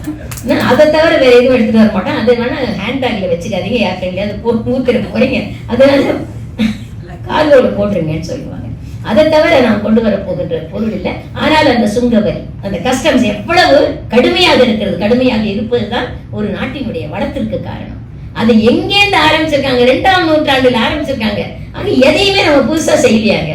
அதை படிக்க படிக்க ஒரு சந்தோஷம் வர்றதை விட என்ன இன்னுமே என்ன புதுசா கண்டுபிடிக்கணுமா அப்படி என்ற பயமும் வருகிறது. இந்த புலவர்களினுடைய அறிவாற்றலை தவிர நமக்கு இருக்கிற அறிவாற்றலா நாம் என்ன செய்ய போகிறோம்? செயற்கை நுண்ணறிவை தவிர. இந்த செயற்கை நுண்ணறிவு கூட ஒரு தொழில்நுட்பங்களுக்கு மட்டும்தான் பயன்படுகிறதே தவிர மற்ற எல்லாவற்றுக்கும் பயன்பட இல்லை. நிச்சயமா பயன்படல. நாங்க அனுபவிச்சு பாக்குறவங்க சொல்றோம். அதனால நாம் என்ன புதுசா செய்ய போறோம்? புதிய பண்பு என்னத்தை கற்றுக்கொள்ள போகிறோம்? அவன் எல்லாவற்றையும் கற்றுக் கொடுத்து விட்டு போய்விட்டானே. இப்ப அடுத்தாப்புல வரப்போறாங்க குடியரசி. அவங்க குடியரசி வேலை செய்யறது ஐடியில, கெப்பல் கம்பெனியில. இல்ல அவங்க சொன்ன அந்த நிகழ்வு அவங்களுக்கு நினைவு இருக்கா இல்லையான்னு தெரியல. அவங்க எந்த படித்து 5 ஆண்டுகளுக்கு மேல ஆகின்றது. ஆனால் அவர்கள் ஒரு நிகழ்வு என்ன சொன்னாங்க, அவர்கள் வீட்டுல ஒரு நிகழ்ச்சி நடத்தும் போது அவங்களுடைய பெண் டாக்டர். அந்த பெண் தமிழ் பேசும்போதுதான் தெரிந்து கொண்டார்களாம் அந்த பெண்ணுக்கு இவ்வளவு நல்லா தமிழ் வரும்னு. அது அந்த பொண்ணு அந்த ஆர்கனைஸ் பண்ணிச்சான் அந்த நிகழ்ச்சியை. இவளுக்கு இவ்வளவு நிர்வாகத்திறன் இருக்கிறது என்பதை நான் அப்போதுதான் தெரிந்து கொண்டேன். இது அவங்களுக்கு சொன்னது நினைவு இருக்குமா என்னன்னு தெரியாது. ஆனா அவங்களை பார்த்தோன்னே எனக்கு நினைவு வந்தது. அதனால தமிழ் மேல் குடியரசி, அதனால தமிழுக்கு குடிபெயர்ந்த அரசி இப்போது. அதனால இப்ப பேச்சாளர் மன்ற உறுப்பினராக இருக்கிறார். இனி பேச்சாளராகவும் வளம் வருவார் என்று நினைக்கிறேன். வாருங்கள் குடியரசி. கதிர் வெடித்து பிழம்பு விழ, கடல் குதித்து சூடாற்ற, முதுமை மிகு நிலப்பிறப்பின் முதற் பிறப்பு தோன்றிவிட, நதி வருமுன் மணல் தருமுன் நலம் வளர்த்த தமிழனங்கே, என் தாய் செம்மொழியை வணங்கி என் நற்றமிழ் உறவுகளுக்கு எல்லாம் என்னுடைய இனிய தமிழ் வணக்கத்தை கூறிக்கொள்கிறேன். இங்கு ஆசிரியர் அவர்கள், என்னுடைய ஆசிரியர்கள் எல்லாவற்றையும் கூறிவிட்டார்கள். பெருமாநாட்டு படை எப்படி இருக்கும், அதில் என்ன என்று கூறிவிட்டார்கள். எங்களுக்கு கொடுக்கப்பட்டது நிலங்களை பற்றி. அந்த பாணன் பெரும்பாணன் கடந்து செல்கின்ற நிலங்கள் பாலை நிலம், குறிஞ்சி, முல்லை, மருதம், இது போன்ற நிலங்களை கடந்து செல்ல வேண்டும். அதை கடந்து சென்றால்தான் அவன் காஞ்சியில் உள்ள மன்னன் இளந்தரனை பார்த்து பாடல் பாடி பரிசு பெற முடியும். சோ நெடுநாட்கள் ஆகும் இவன் கடந்து செல்வதற்கு. அந்த நிலங்களை எல்லாம் கடந்து செல்லும் போது அங்கு உள்ள மக்களின் வாழ்வாதாரங்கள் என்ன, தங்க முடியுமா அந்த ஊரிலே, அவனுக்கு தேவையான உணவுகள் கிடைக்குமா, அந்த மக்கள் எப்படிப்பட்ட மக்கள், அவர்களிடம் நீ எப்படி இருக்க வேண்டும், இப்படி எல்லாம் அந்த பெருமானன் தன்னுடைய இன்னொரு பெருமானனுக்கு சொல்லி ஆற்றுப்படுத்துகிறான். நான் இப்போது அந்த பாலை நிலத்தை பற்றி உங்களிடம் கூற இருக்கிறேன். பாலை நிலத்தினுடைய முதற் பொருள் உங்கள் எல்லாருக்கும் தெரியும். மணலும் மணல் சார்ந்த இடம். அங்கு எல்லாமே மணல்களாக தான் இருக்குமா, சிறு சிறு முட்புதர்கள் தான் இருக்குமா. அவங்களுடைய வீடுகள்லாம் எப்படி இருக்கும், அங்க இருக்கவங்களோட வீடுகள்லாம் காணவர்கள், அவர்கள்லாம் வேட்டையாடக்கூடியவர்கள். அவர்களுடைய வீடுகள்லாம் சிறு குன்றுகள் மாதிரி, குறும்புகள் அப்படின்னு சொல்றாங்க. அந்த குன்றுகள் மாதிரி சிறு சிறு குறும்புகள் மாதிரி இருக்குமா அந்த வீடுகள்லாம். அவங்களுடைய வேட்டையாடுற உணவு எல்லாம் என்னன்னு கேட்டீங்கன்னா காட்டுப்பன்றி. இப்பயும் பன்றி உணவு நம்ம சாப்பிடுறாங்க இங்க இருக்கிறவங்க. பட் காட்டுப்பன்றி அவங்க எல்லாம் அடிச்சு சாப்பிட்டது. முயல்கள், சிறு சிறு குறு முயல்கள், அதை எல்லாமே அவங்க உணவாக வேட்டையாடி இருக்கிறார்கள். அந்த இடங்கள்ல மழையே பெய்யாது இல்லையா. பாலைவனம் நமக்கு தெரியும், தரிசல் காடு தான் பாலைவனம். தரிசல் அதாவது தண்ணி இல்லாமல் வெற்றி போகும்போது அது தரிசல் ஆக்கி விடுகிறது. அதை தான் நம்ம பாலைவனம் என்கிறோம். அந்த பாலைவனத்துல தண்ணி கிடைக்காதனால அவங்க குழிகள் எல்லாம் அகழ்ந்து அதுல தண்ணி கிடைக்குமா, சுனைநீர் ஏதாவது கிடைக்குமா அப்படின்னு பார்ப்பாங்க. அந்த குடிநீரை இரவுல காட்டுப்பன்றி தண்ணி குடிக்க வருமா. ஓ இருக்கும் கண்டிப்பா. அது குழிக்கு பக்கத்துல என்ன செய்வாங்கன்னா சிறு சிறு குழிகளை நோண்டி அதன் மேல தழைகளை போட்டு மூடி வச்சிருப்பாங்க. இந்த பன்றி என்ன பண்ணும், இவங்க போய் பன்றியை தேட முடியாது, ஏன்னா இரவு நேரம், பன்றி கருமை நிறத்த முடியாது. அதனுடைய கொம்பு மட்டும்தான் வெண்மையாக இருக்குமா. அந்த வெண்மை எப்படி இருக்குன்னா பாத்தீங்கன்னா ரொம்ப வெண்மையான அந்த இது வந்து வாகைப்பூ இருக்கு இல்லையா, வாகைப்பூனா இப்ப இருக்கிற அகத்தி மரம், அகத்திக்கீரை, அந்த மரத்தோட பூ வந்து எப்படி இருக்குன்னா வெண்மையா அப்படி வளைஞ்சு இருக்குமா. அது மாதிரி அந்த காட்டு பன்றிகளுக்கு வந்து கொம்புகள் இருக்குமா. அது மட்டும் தான் எங்க கண்ணுக்கு தெரியும். அப்படி இருக்கும்போது அவங்க எப்படி அதை போய் வேட்டையாட முடியும்? அதனால அவங்க காத்திருப்பாங்க, அந்த பன்றி வரும் வரை நம்ம காத்திருப்பாங்க. அந்த பன்றி என்ன வரும், தண்ணி அருந்த வரும்போது அது குழி என்று தெரியாமல் காலை வைத்து விடும். அந்த இலைகளின் மேலே விழுந்ததும் அது விழுந்ததும் இவங்க அதை அகப்படுத்திப்பாங்க. சில நேரங்களில் அவங்களை ஏமாற்றிட்டும் போயிடுமா, அவங்களை குத்திட்டும் போயிடுமா, இல்லைன்னா நேரா சாமர்த்தியமா வந்து தண்ணியை மட்டும் குடிச்சிட்டு போயிடுமா பன்றி. அந்த மாதிரி நேரங்கள்ல வந்து அவங்களுக்கு வந்து வேட்டையே கிடைக்காது. அப்போ உணவுகளுக்கு என்ன செய்வார்கள், அவர்களுக்கு வேறு உணவு கிடையாது. அவர்களுக்கு வந்து சிறிது அந்த மழை பெய்கிற காலத்துல குறும்பரிசின்னு ஒண்ணு பயிரிட்டு வச்சுப்பாங்களாம், போட்டு சேகரிச்சு வீட்டுல வச்சுப்பாங்க. அது மட்டும்தான் அவங்களுக்கு உணவு. ஸோ அந்த மாதிரி இருக்கும்போது அடுத்து என்ன பண்றது, இந்த வேட்டை கிடைக்கலையே அப்படின்னு மறுநாள் முயலை வேட்டையாட போயிடுவாங்க. முயலை வேட்டையாட போகும்போது அந்த முயல்கள்லாம் வந்து சிறு சிறு பொந்துகள்ல இருக்கு. உங்களுக்கு தெரியும், இப்பெல்லாம் வயலெல்லாம் போன அந்த எலியெல்லாம் இருக்கிற மாதிரி அந்த காலத்துல வந்து சிறு சிறு பொந்துகள்ல எல்லாம் இருந்திருக்கு. அந்த பொந்துகள் என்ன பண்ணுவாங்க, சுத்தி வேலி போட்டு கவர் பண்ணிட்டு ஒரு வழியில மட்டும் வலை போட்டு வச்சுப்பாங்க. அப்போ இன்னொரு காணவன் போய் என்ன பண்ணுவான்னா குத்துவானா, அந்த பொந்துகளை போய் ஈட்டி கொண்டு குத்தும் போது அந்த முயல் வேகமா ஓடி வரும். ஓடி வந்து இந்த வலைக்குள்ள எங்கேயும் போட முடியாதுல்ல, இந்த வலைக்குள்ள வந்து மாட்டிக்கணும். மாட்டின பிறகுதான் அதை எடுத்து கொண்டு போவாங்க. அதை எடுத்து கொண்டு போகும்போது அவங்களுக்கு என்ன தெரியும், முயல்னா நம்ம எல்லாருக்கும் என்ன தெரியும், காது தான் இல்லைங்களா, காது தான் நமக்கு நன்றாக தெரியும். அந்த காது மடலுக்கு போல ஒரு ஓமை சொல்றாரு பாருங்க. தாமரை பூக்கள் இருக்கு இல்லையா, அந்த தாமரை பூக்களுக்கு புற இதழ் எப்படி இருக்கும், அந்த நிறத்துல அந்த முயலோட காதுகள் இருக்குமா. அவ்வளவு மென்மையாக அவ்வளவு அழகாக இருக்குமா. அந்த மாதிரி ஒரு ஓமையை இந்த புலவர் சொல்றாரு. அந்த முயல்களை கொன்று வைத்து சாப்பிடுவார்கள். அது வந்து புலவருக்கு மனசுல ரொம்ப வருத்தமாயிருக்கு.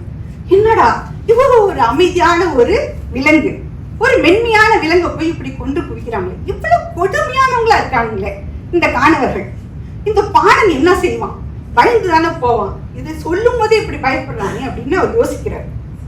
சொல்றாரு பாணன்ட்ட, பயப்படாது, இப்படி எல்லாம் கொள்றாங்களேன்னு பயந்துறாங்க, நீ ஒரே ஒரு வார்த்தை சொல்லு, நான் வந்து மன்னன் இளந்திரனை பார்க்க போறேன், பாட போறேன்னு சொல்லு, எல்லா வில்லு அம்பு எல்லாத்தையும் கீழே போட்டு உனக்கு அடி பண்ணிவார்கள், எல்லாம் நல்லா கவனிச்சு நல்ல உணவு பருமாறுவார்கள். அவங்க கொடுக்குற உணவு என்ன தெரியுங்களா, சென்னல் அரிசி. எப்படி இருக்குன்னா ஈச்ச மரம் தெரியுமா அவங்களுக்குலாம், தெரியலைங்களா, பார்த்துக்கீங்களான்னு காடு, அதை உரிச்சுட்டு அதுல ஒரு கொட்டை இருக்கும், அது வந்து அவ்வளவு சிவப்பா இருக்குமா. அந்த மாதிரி ஒரு சிவப்பான உள்ள ஒரு அரிசியை தான் அவங்க வந்து படைப்பாங்க. யாருக்கு, பாணன். பாருங்க, தான் வந்து குறும்பரிசி சாப்பிடுவாங்க, ஆனா ஒரு விருந்தினருக்கு என்ன படைக்கிறார்கள், சென்னல் அரிசி. இன்னைக்கு நம்மகிட்ட அந்த பண்பாடு இருக்கு. வீட்டுக்கு வர்ற விருந்தினருக்கு சிறப்பான உணவு, பிரியாணி செய்யறேன், நான் கஞ்சி குடிச்சாலும் பரவாயில்ல, வீட்டுக்கு வரவங்களுக்கு நான் பிரியாணி செஞ்சு வைக்கிறேன், அது நம்ம கிட்ட இருக்கு, நம்மளுடைய பண்பாடு அது. ஸோ அந்த மாதிரி ஒரு உணவு கொடுப்பாங்களா. இந்த அரிசி இன்னைக்கும் நம்மிடையே இருக்கு, அதுதான் வந்து சிவப்பரிசி, மட்ட ரைஸ்ன்னு சொல்றோம் இல்லையா, அந்த அரிசி இன்னமும் இருக்கு. கேரளா மக்கள் வந்து நிறைய பேர் சாப்பிடலாம், பார்த்துக்கலாம். அது வந்து இன்னைக்கும் வந்து உடம்புக்கு வந்து ஆரோக்கியத்தை தரும், அதெல்லாம் வந்து சாப்பிட பழகிக்கிறது நல்லது. இதெல்லாம் அந்த காலத்திலேயே இருந்திருக்கு. அடுத்தது பாத்தீங்கன்னா, மன்னிக்கணும், இப்ப வந்து இந்த முயலை பத்தி சொன்னார் இல்லையா புலவரு. அப்புறம் பார்த்தா அந்த முயலை வேட்டையாண்டதும் எல்லாருக்கும் பகிர்ந்து கொடுப்பார்கள். அது அவருக்கு புலர்த்துண்டு, பரவாயில்ல, பகுத்துண்டு பல்லுயிர் ஓவுதல் நூலோர் தொகுத்தவற்றில் எல்லாம் தலைன்னு சொல்ற மாதிரி எல்லாருக்கும் பகிர்ந்து சந்தோஷமா கொடுப்பாங்க. அது புலவருக்கு ஒரு நிம்மதி, பரவாயில்ல அப்படின்னு சொல்லிட்டு. அடுத்தது பாத்தீங்கன்னா குறிஞ்சிங்களா. இப்ப இதெல்லாம் பார்த்துட்டோம், சென்னல் அரிசி உணவு பார்த்துட்டோம். அந்த சென்னல் அரிசிக்கு மேல ஒரு உணவு கொடுப்பாங்க, அது என்னன்னு சொல்ல மறந்துட்டேன், உடுப்பு கறி. அந்த அரிசி சோறுனோடு தான் இருக்குமா கொஞ்சோண்டு, ஆனால் உடுப்பு கறி வச்சிருப்பானா அந்த அரிசியை ஃபுல்லா கவர் பண்ணி வச்சிருப்பாங்க, அது முழுவதும் கவர். இப்பெல்லாம் வந்து நம்ம என்ன செய்யறோம், நிறைய சோறு போட்டு சாப்பிடுறோம், பொரியல்லாம் இன்னொன்று வச்சுக்கிறோம் இல்லைங்களா. ஸோ அந்த பழக்கத்தை நாம மாத்திக்கணும். முதல்ல பொரியல்லாம் நிறைய சாப்பிட்டுட்டு அரிசி உணவை குறைவாக எடுத்துக்கணும். இதுதான் இந்த காணவர்கத்தில் உள்ளது.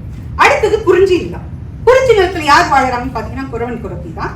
அந்த குறவன் குறத்திலாம் வந்து எப்பவுமே ரொம்ப வீரமா இருப்பாங்களாம்.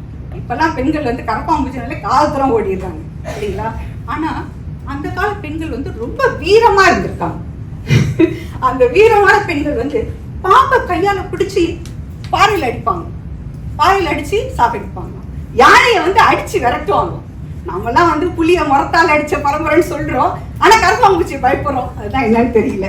ஸோ அந்த மாதிரி வீரமிக்க பெண்களா இருப்பாங்க. அது மாதிரி ஆடவர்கள்லாம் வந்து சோம்பியே இருக்க மாட்டாங்க. யாருடைய உழைப்பிலையும் வந்து வாழ மாட்டார்கள். தான் சொந்தமா சம்பாரிச்சு போய் வேட்டையாடி அந்த மாதிரி வந்து அவங்க வந்து இருந்திருக்காங்க. அவங்க வந்து எப்போதுமே வாழ்போர் தான் புரிவாங்களாம். வாழ் ஏந்தி போயிட்டே இருந்திருக்காங்க எல்லா இடத்துக்குமே. அடுத்தது பாத்தீங்கன்னா இப்ப நான் சொல்றது வந்து குறிஞ்சி நிலம். முல்லை முல்லை நிலம் எப்படி இருக்கும் அப்படின்னா காடும் காடு சார்ந்த இடம் தான் முல்லை. அந்த முல்லை நிலம் எங்க இருக்குன்னா இந்த குறிஞ்சி நிலத்துக்கும் இந்த மருத நிலத்துக்கு இடையில இருக்கிறது தான் முல்லை. அப்ப என்ன ஆகுதுன்னா அங்க இரண்டுபட்ட மக்கள் இருக்கிறார்கள். இந்த மலைநாள் வாழ் மக்களாகவும் இருக்கிறாங்க, அதே நேரத்துல வயல் சைடு உள்ள அந்த மக்களாகவும் வாழ்ந்துட்டு இருக்காங்க. அப்படி இருக்கும்போது அவங்களுடைய முக்கியமான உணவு வந்து ஆணிரைகளும் ஆட்டு மந்தைகளும் தான்.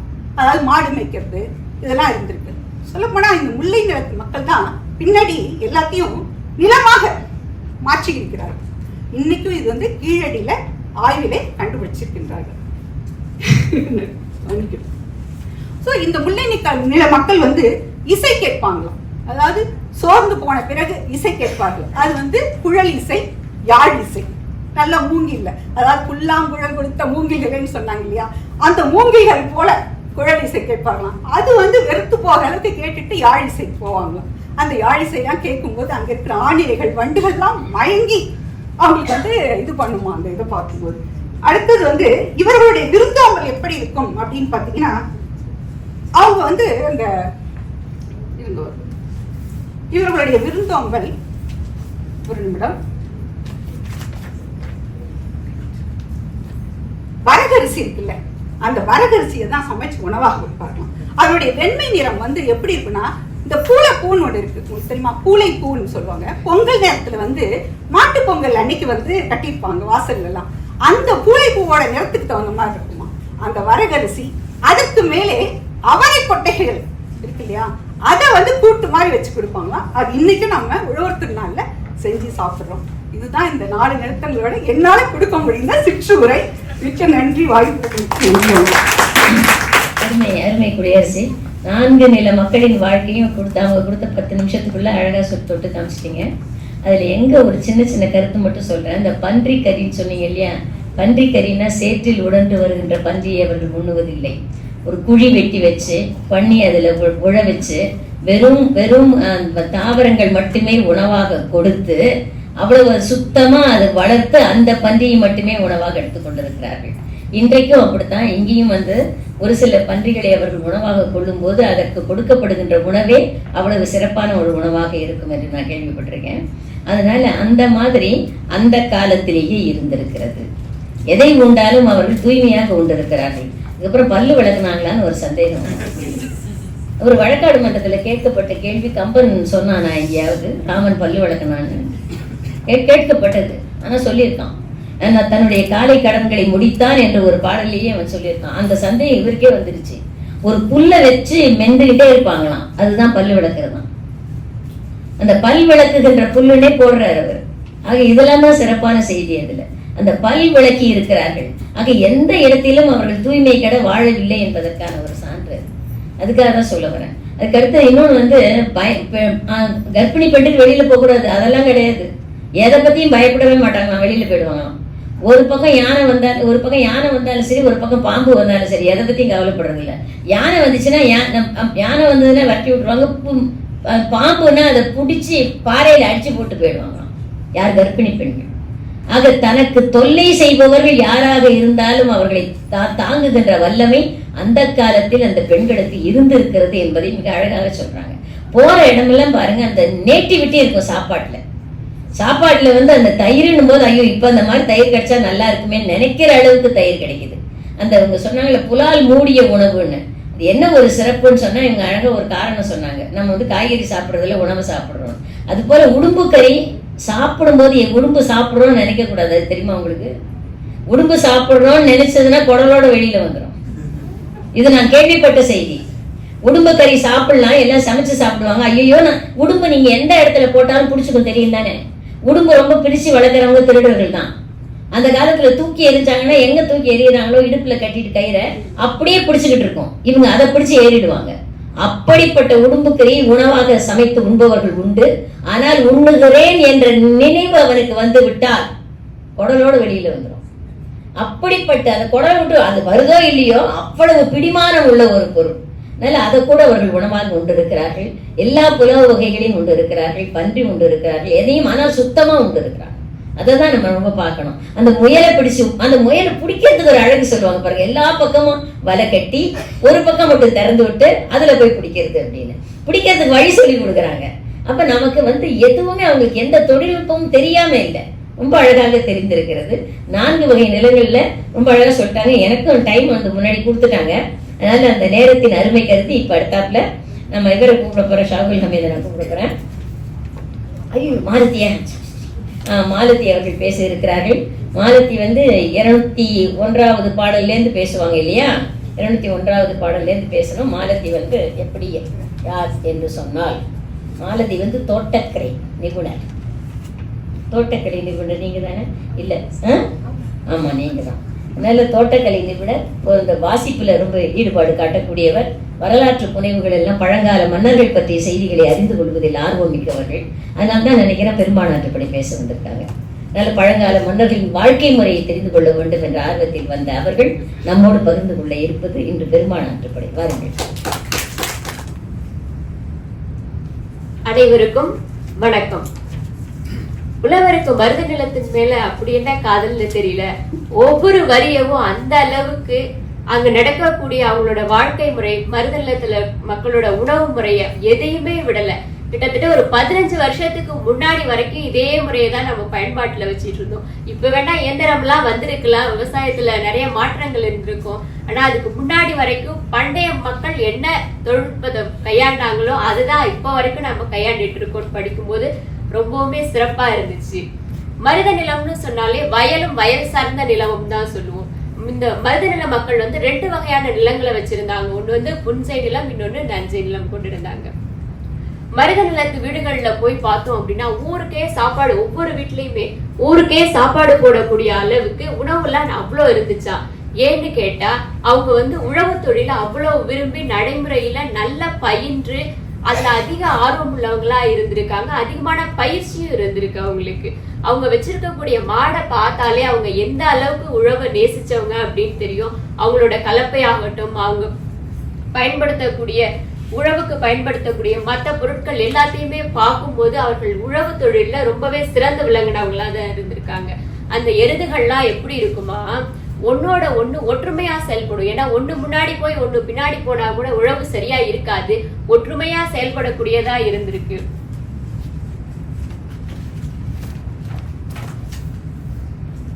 அந்த கலப்பை எப்படி இருந்திருக்கு அப்படின்னா பெண் யானையின் அகன்ற வாய் போலவும் அந்த கொடுன்னு சொல்றோம் இல்லையா, அது உடும்பு மாதிரி இருந்திருக்கு. உடும்பு மாதிரி அவ்வளவு உரத்தோட இருந்திருக்கும். அதுல 2 மாடுகளை பூட்டி உழும் போது, அழுத்தி உழும் போது மண்ணை அப்படியே புரட்டி எடுத்து மேல கொண்டு வரும்போது அது என்ன பண்ணும் அப்படின்னா மண் நல்லா பக்குவப்பட்டுடும். அதுக்கப்புறம் உழவர் என்ன பண்ணுவாங்கன்னா விதைகளை விதைக்க ஆரம்பிச்சிருவாங்க. விதையெல்லாம் விதைச்சு நீர் பாய்ச்சி இப்படி பயிர் வளர்ந்துட்டு இருக்கும்போது அதுல குறும்புழு பறவைகள்னு சொல்லி அது தன்னோட குடும்பத்தோட வசிக்க ஆரம்பிக்கும். அறுவடை காலத்துல என்ன பண்ணுவாங்க அப்படின்னா இந்த உழவர்கள்லாம் 4 பக்கம் வயலை சுத்தி 4 பக்கமும் நின்றுட்டு பாட்டு பாடுவாங்களாம். ஏன்னா அந்த குறும்புழு பறவைகள் வந்து பாதுகாப்பான இடத்துக்கு போகணும் அப்படின்ற வரைக்கும் நல்ல ஆரவாரமா பாடும்போது அது அப்படியே என்ன பண்ணும், அதோட குஞ்சுகள் எல்லாம் அழைச்சிட்டு வேற ஒரு மரத்துக்கு பாதுகாப்பா போய் சேர்ந்ததுக்கு அப்புறம் தான் அவங்க அறுவடையை ஆரம்பிச்சிருக்காங்க. அப்படி ஒரு அறத்தை தான் நம்மளோட தமிழர்கள் வந்து கையாண்டிருக்காங்க. அடுத்ததா சொல்லும் போது என்ன சொல்றாங்கன்னா, அடுத்து நஞ்சை நிலம் இருக்கு இல்லையா, நஞ்சை நிலத்தை பொறுத்த வரைக்கும் காளை மாடுகளை பயன்படுத்தி இருக்காங்க.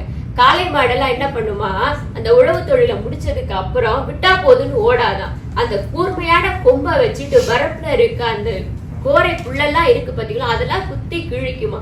அது வரைக்கும் அதோட உரம் திறங்கிறது குறையாதான். பக்கத்துல இருக்க வயலெல்லாம் முட்டி மோதியே கிழிச்சு அது என்ன பண்ணும், உழவர்கள் அதுல உழவே தேவையில்லையா, காலாலேயே மிதிச்சு அதுல விதைக்க ஆரம்பிச்சிருவாங்களாம். இப்படி விதைக்கிறவங்க என்ன ஆகும் அடுத்து அப்படின்னா, நீர் பாய்ச்ச ஆரம்பிப்பாங்க, நெல்லு கொஞ்சம் கொஞ்சமா விளைய ஆரம்பிக்கும். சிறப்பான முறையில அவங்க உழவு செய்ய ஆரம்பிக்கிறதால பயிர் நல்லாவே விளைய ஆரம்பிச்சிருமா. பயிர் விளையும் போது அதுல நெய்தல்னு களை செடிகளும் அதிகமாவே வர ஆரம்பிச்சிருமா. அது பார்க்க ரொம்ப அழகா இருக்கும். ஆனா இருந்தாலும் என்ன, அது களை செடி இல்லையா, அதனால அதெல்லாம் புடுங்கி வெளியில தூக்கி போடுவாங்க. அப்ப அவங்களோட குழந்தைங்கள்லாம் இருக்காங்கல்ல, அவங்க வரப்புல உட்காந்து விளையாடிட்டு இருப்பாங்களா அந்த பூவை வச்சு. அது குவியலா வரும்போது அவங்களுக்கே அழுத்து போகுமா. இதுக்கு மேல விளையாட முடியாம பக்கத்துல இருக்க குளத்துல இருக்கக்கூடிய கள்ளி செடிகளை பறிச்சு அதை அவங்களோட தலையில மாலையா போட்டுட்டு விளையாடிட்டு இருப்பாங்களாம்.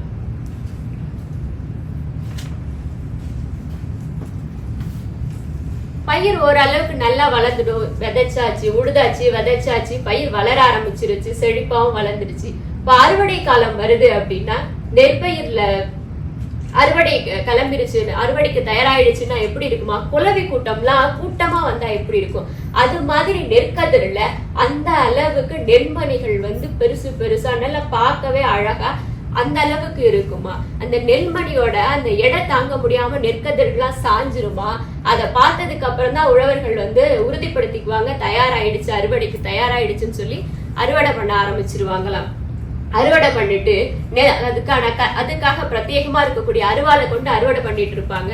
அதை எல்லாத்தையும் என்ன பண்ணுவாங்களா, கட்டா எடுத்துட்டு களத்து மேடுன்னு சொல்லுவாங்க. பெரிய பரப்பளவுல இப்ப அதெல்லாம் இருந்தாலும் பெரிய அளவுல அது பயன்படல, எல்லாம் இயந்திரமயமாயிடுச்சு. களத்து மேட்டுக்கு கட்டி கொண்டு வச்சு ஒரு நாள் இரவு முழுக்க அங்கேயே வச்சிருப்பாங்களாம். வச்சுட்டு அது என்ன பண்ணுமா, சிலந்தி அங்கங்க வலை பின்னி வச்சிருக்குமா. அந்த வலை எதுவும் கிழியாம இருந்துச்சு அப்படின்னா திருடங்க யாரும் வரலன்னு அர்த்தம். அந்த சிலந்தி வாழை கிழிஞ்சிருக்குன்னா யாரோ கதிரெல்லாம் எடுத்திருக்காங்கன்னு அப்படின்னு உறுதிப்படுத்திக்குவாங்களாம். அதுக்கப்புறம் என்ன பண்ணுவாங்களாம், அது அத்தனையும் அந்த கட்டெல்லாம் என்ன பண்ணுவாங்க, அடுத்த நாள் காலையில பரப்பி விட்டு அதுல என்ன பண்ணுவாங்க, மாடுகள் எல்லாம் காளை மாடுகள் எல்லாம் நடக்க விடுவாங்களாம். அந்த ஏற்கனவே திறமுள்ள மாடுகள் தானே, அது நடக்கும் போது அந்த நெற்கதிர்கள்ல இருக்க ஒரு நெல்மணி கூட அதுல இல்லாம எல்லாமே கீழே கொட்டிடும். அதுக்கப்புறம் அந்த வைக்கோலை தனியா எடுத்துட்டு நெல்லெல்லாம் மொரம்னு சொல்லுவாங்க, மொரம் அந்த கூடையெல்லாம் இருந்துச்சு, இப்பெல்லாம் அது பெரிய அளவுல பயன்படல. அதை வச்சு அந்த நெல்லை தனித்தனியா பிரிச்சு எடுத்துட்டு காத்து வீசுற நேரம் பார்த்து அதை தூற்றி நெல்லெல்லாம் சரி பண்ணி சரியா எடுத்து வச்சிருப்பாங்களாம். இப்ப என்ன பண்ணுவாங்க, எல்லா நெல்லையும் வீட்டுக்கா கொண்டு வருவாங்க, செய்ய மாட்டாங்களாம். நெல் யாருக்கெல்லாம் தேவை இருக்கோ அந்த இரவலர்கள் வருவாங்களாம், பாணர்லாம் வருவாங்க. அவங்க எல்லாருக்கும் கொடுத்தது போக மீதி இருக்கிற நெல்லை தான் வீட்டுக்கு கொண்டு வந்திருக்காங்க. வீட்டுக்கு கொண்டு என்ன பண்றாங்கன்னா, நாணய களஞ்சியம் குதிர்னு சொல்லுவாங்க, மூங்கில்ல இருந்திருக்கும் அது. இப்பெல்லாம் அது கிடையாது, இல்லாமலே போயிடுச்சு அது. அதுல என்ன பண்ணுவாங்களா, அதை சேமிச்சு வச்சிருப்பாங்களா. வறட்சியோ இல்ல ஏதோ மழைக்காலமோ ஏதோ வருது அப்படின்னா அந்த நேரத்துக்கு அந்த நெல்லை எடுத்து பயன்படுத்திக்குவாங்களாம். ஆனா என்ன சிறப்புனா, அப்படி ஒரு வறட்சியோ பஞ்சமோ இல்ல மழைக்காலமோ கடுமையான மழைக்காலமோ இங்க இல்ல. அதனால அந்த நெல் அந்த களஞ்சியத்தில இருந்து எடுக்க வேண்டிய அவசியமே இல்லாம அந்த அளவுக்கு அந்த மன்னனுக்கு கீழே வாழ்ந்த மக்களோட நிலை அப்படிங்கிறது சிறப்பாவே இருந்திருக்கு அப்படின்னு சொல்லியிருக்காங்க.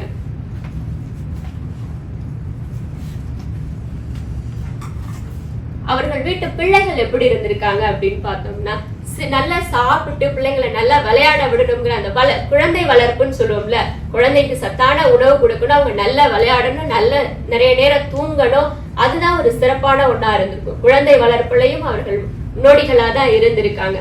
இப்படி வளர்ற குழந்தைங்களுக்கு ஒரு உடற்பயிற்சியும் தேவை இல்லையா. அவங்க என்ன பண்ணுவாங்களா, தச்சர்களை அழைச்சு விதவிதமான தேர், ஆடி 18க்கு தேர் இழுத்துட்டு சுத்துவோம் இல்லையா, அதெல்லாம் அப்பவே சுத்தி இருக்காங்க. அந்த மாதிரி விதவிதமான தேரை இழுத்துட்டு அவங்க வீட்டு குழந்தைகள்லாம் சுத்திட்டு இருப்பாங்களாம். உணவு முறைன்னு பார்க்கும்போது நெல் சோறும் கோழி கறியும் நமக்கு கிடைக்கும். அதனால நீ அங்க போன அப்படின்னா அவங்க உன்னை சொந்த உறவினர்களாவே உன்னை நடத்துவாங்க. உனக்கு நெல் சோறும் கோழி கறியும் கொடுத்து உனக்கு கொடுப்பாங்க, நீ போய் அங்க மகிழ்ச்சியோட சாப்பிடலாம் அப்படின்னு சொல்லியிருக்காங்க. இப்ப கிடையாது, இப்ப கோழி பிரியாணி சொல்ற மாதிரி கோழி பிரியாணியா மாறிடுச்சு. வீட்டுக்கு உறவினர்கள் வராங்கன்னாலே இப்பெல்லாம் கோழி அடிக்கிறது ஒரு வழக்கமாவே இருந்துட்டு இருந்துச்சு. அடுத்து தொழில்னு பார்க்கும்போது இவங்களோட தொழில் எப்படி இருந்துச்சுன்னா, பெரும்பாலும் தொழிற்சாலைகள் வந்து ஏற்றுமதி இறக்குமதின்னு சொல்லும் போது அந்த கடலை ஒட்டி தான் இருக்கும். இங்கேயும் தொழிற்சாலைகள் எங்க வச்சிருக்காங்கன்னா நெய்தல்கள்ல தான் வச்சிருக்காங்க. அந்த காலத்துல தொழில் எப்படிப்பட்டதா இருந்துச்சு அப்படின்னா, கரும்பு இருக்கு இல்லையா, கரும்பு ஆலைகள் தான் நிறைய இருந்திருக்கு.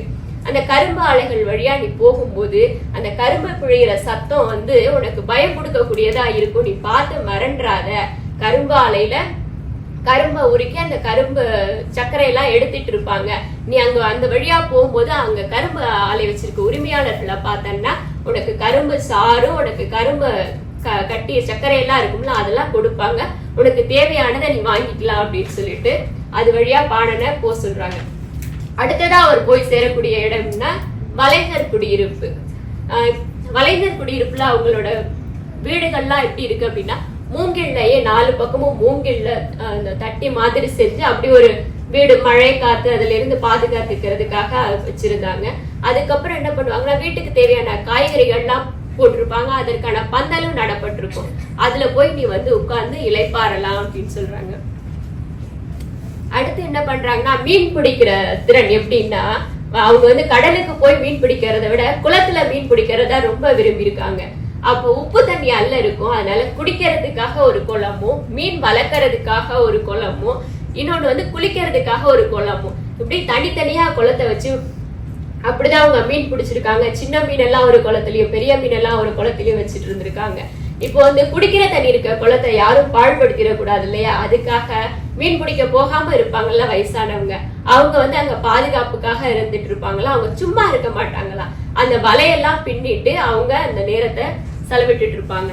அவங்க வீட்டுக்கு நீ போற அப்படின்னா உனக்கு வந்து அரிசி களியும் அடையும் உனக்கு கொடுப்பாங்க. அதுக்கப்புறம் 2 நாள் புளிக்க வச்ச கல்லு கொடுப்பாங்க. அது உனக்கு பிடிக்காம கூட இருக்கும். இருந்தாலும் நீ ரொம்ப தூரம் நடந்துட்டு போற, அதனால கொஞ்சமா சாப்பிட்டுக்கோ அப்படின்னு சொல்லி அனுப்பியிருக்காங்க. அடுத்ததா போற வழியில ஒரு நீ உடனே அந்தனர் குடியிருப்புக்கு போக கொஞ்ச தூரத்திலேயே உனக்கு ஒரு தாமரை குளம் இருக்கும். அதோட இயற்கை அழகா நீ கொஞ்சம் ரசிச்சுட்டு போகும்போது போ அப்படின்னு சொல்லியிருக்காங்க. அதுல வந்து ஒரு பக்கம் மீனவர்கள் வந்து மீன் பிடிச்சிட்டு இருப்பாங்க, ஒரு பக்கம் வந்து மக்கள் வந்து நீந்தி விளையாடிட்டு இருப்பாங்க. அந்த அழகா ரசிச்சுட்டு போன்னு சொல்லி முடிச்சிருப்பாரு. நன்றி, வணக்கம். வழிமுறைகளை சொல்லிட்டாங்க. அதுல இந்த கூடுன்ற ஒரு வார்த்தைக்கு அவர் சொன்ன சிறப்பான சொற்கள் மட்டும் சொல்லிடுறேன். குமரி மூத்த கூடு என்று சொல்லுகிறார்கள். அதே இந்த குமரி மூத்த கூடு நம்ம ஸ்பின்ஸ்டர் சொல்றோம்ல, அதுதாங்க குமரி மூத்த கூடு. அதனால குமரி மூத்தவளாக இருக்கிறாள் என்று சொன்னால் ரொம்ப பழமையா இருக்கான்னு அர்த்தம். இந்த குமரி மூத்த கூடுன்றே வருது, அந்த வார்த்தையை பயன்படுத்தி இருக்கிறார்கள். இப்ப அந்த வார்த்தை வந்து அதனால்தான் வந்து வள்ளுவன் சொன்ன தமிழ் மூத்தற்றுன்னு சொன்னான். தமிழ் மூத்தற்றுன்னு. ஆக அந்த வயதாக இருக்கக்கூடிய பெண்களை குறிப்பதற்கு இலக்கியத்தில் சொற்கள் இருந்திருக்கின்றன. அதன் பிறகு இந்த களம் பத்தி சொன்னாங்கல்ல, அந்த களத்துக்கு பேரே பலி பெரு களம். ஏன் அங்க வந்து அந்த எல்லாத்தையும் வச்சுட்டு போயிடுவாங்க, அந்த கதிரெல்லாம் வச்சுட்டு போறாங்க அப்படின்னு சொன்னா யார் தெரியுமா காவல்? பாம்புதான் காவல். பாம்புதான் காவல். ஏன்னா இந்த எலியெல்லாம் வராம இருக்கிறதுக்கு பாம்புதான் காவல். இன்னைக்கு பாம்போட சிலை இருக்கு. இப்ப பாருங்க, எதுக்கோ ஒரு இருக்கு, காரணம் இருந்திருக்கிறது. அதனால அங்க பக்கத்துல பாம்பு புற்றெல்லாம் இருக்குமா, அதுக்கு பக்கத்துல தான் இதை வச்சுட்டு போவாங்களாம். அங்க வந்து எங்க வந்து கதிர்கள்லாம் இறங்கின உடனே இந்த ஊர்ல இருக்கவங்க எல்லாம் சொல்லுவாங்க, எங்களுக்கு துயர் தீர்ந்ததுன்னு வாங்கலாம். அப்ப அந்த ஊருக்கே சாப்பாடு கிடைக்க போகுதுன்னு அர்த்தம். அந்த பொது உடைமை தத்துவம், அந்த சிந்தனை, இது எல்லாம் தான் பார்க்கணும். இது பலிபெரு களமாக இருந்திருக்கிறது, தெய்வத்திற்கு படைக்கக்கூடிய இடமாக இருந்திருக்கிறது, மக்களுக்கு கொடுக்கக்கூடிய இடமாக இருந்திருக்கிறது. அதுல உள்ள அந்த சிந்தனைகளை மட்டும் நாம் எடுத்துக்கொண்டு அடுத்தாப்புல ஷாகுல் ஹமீதை கூப்பிடுவோம்.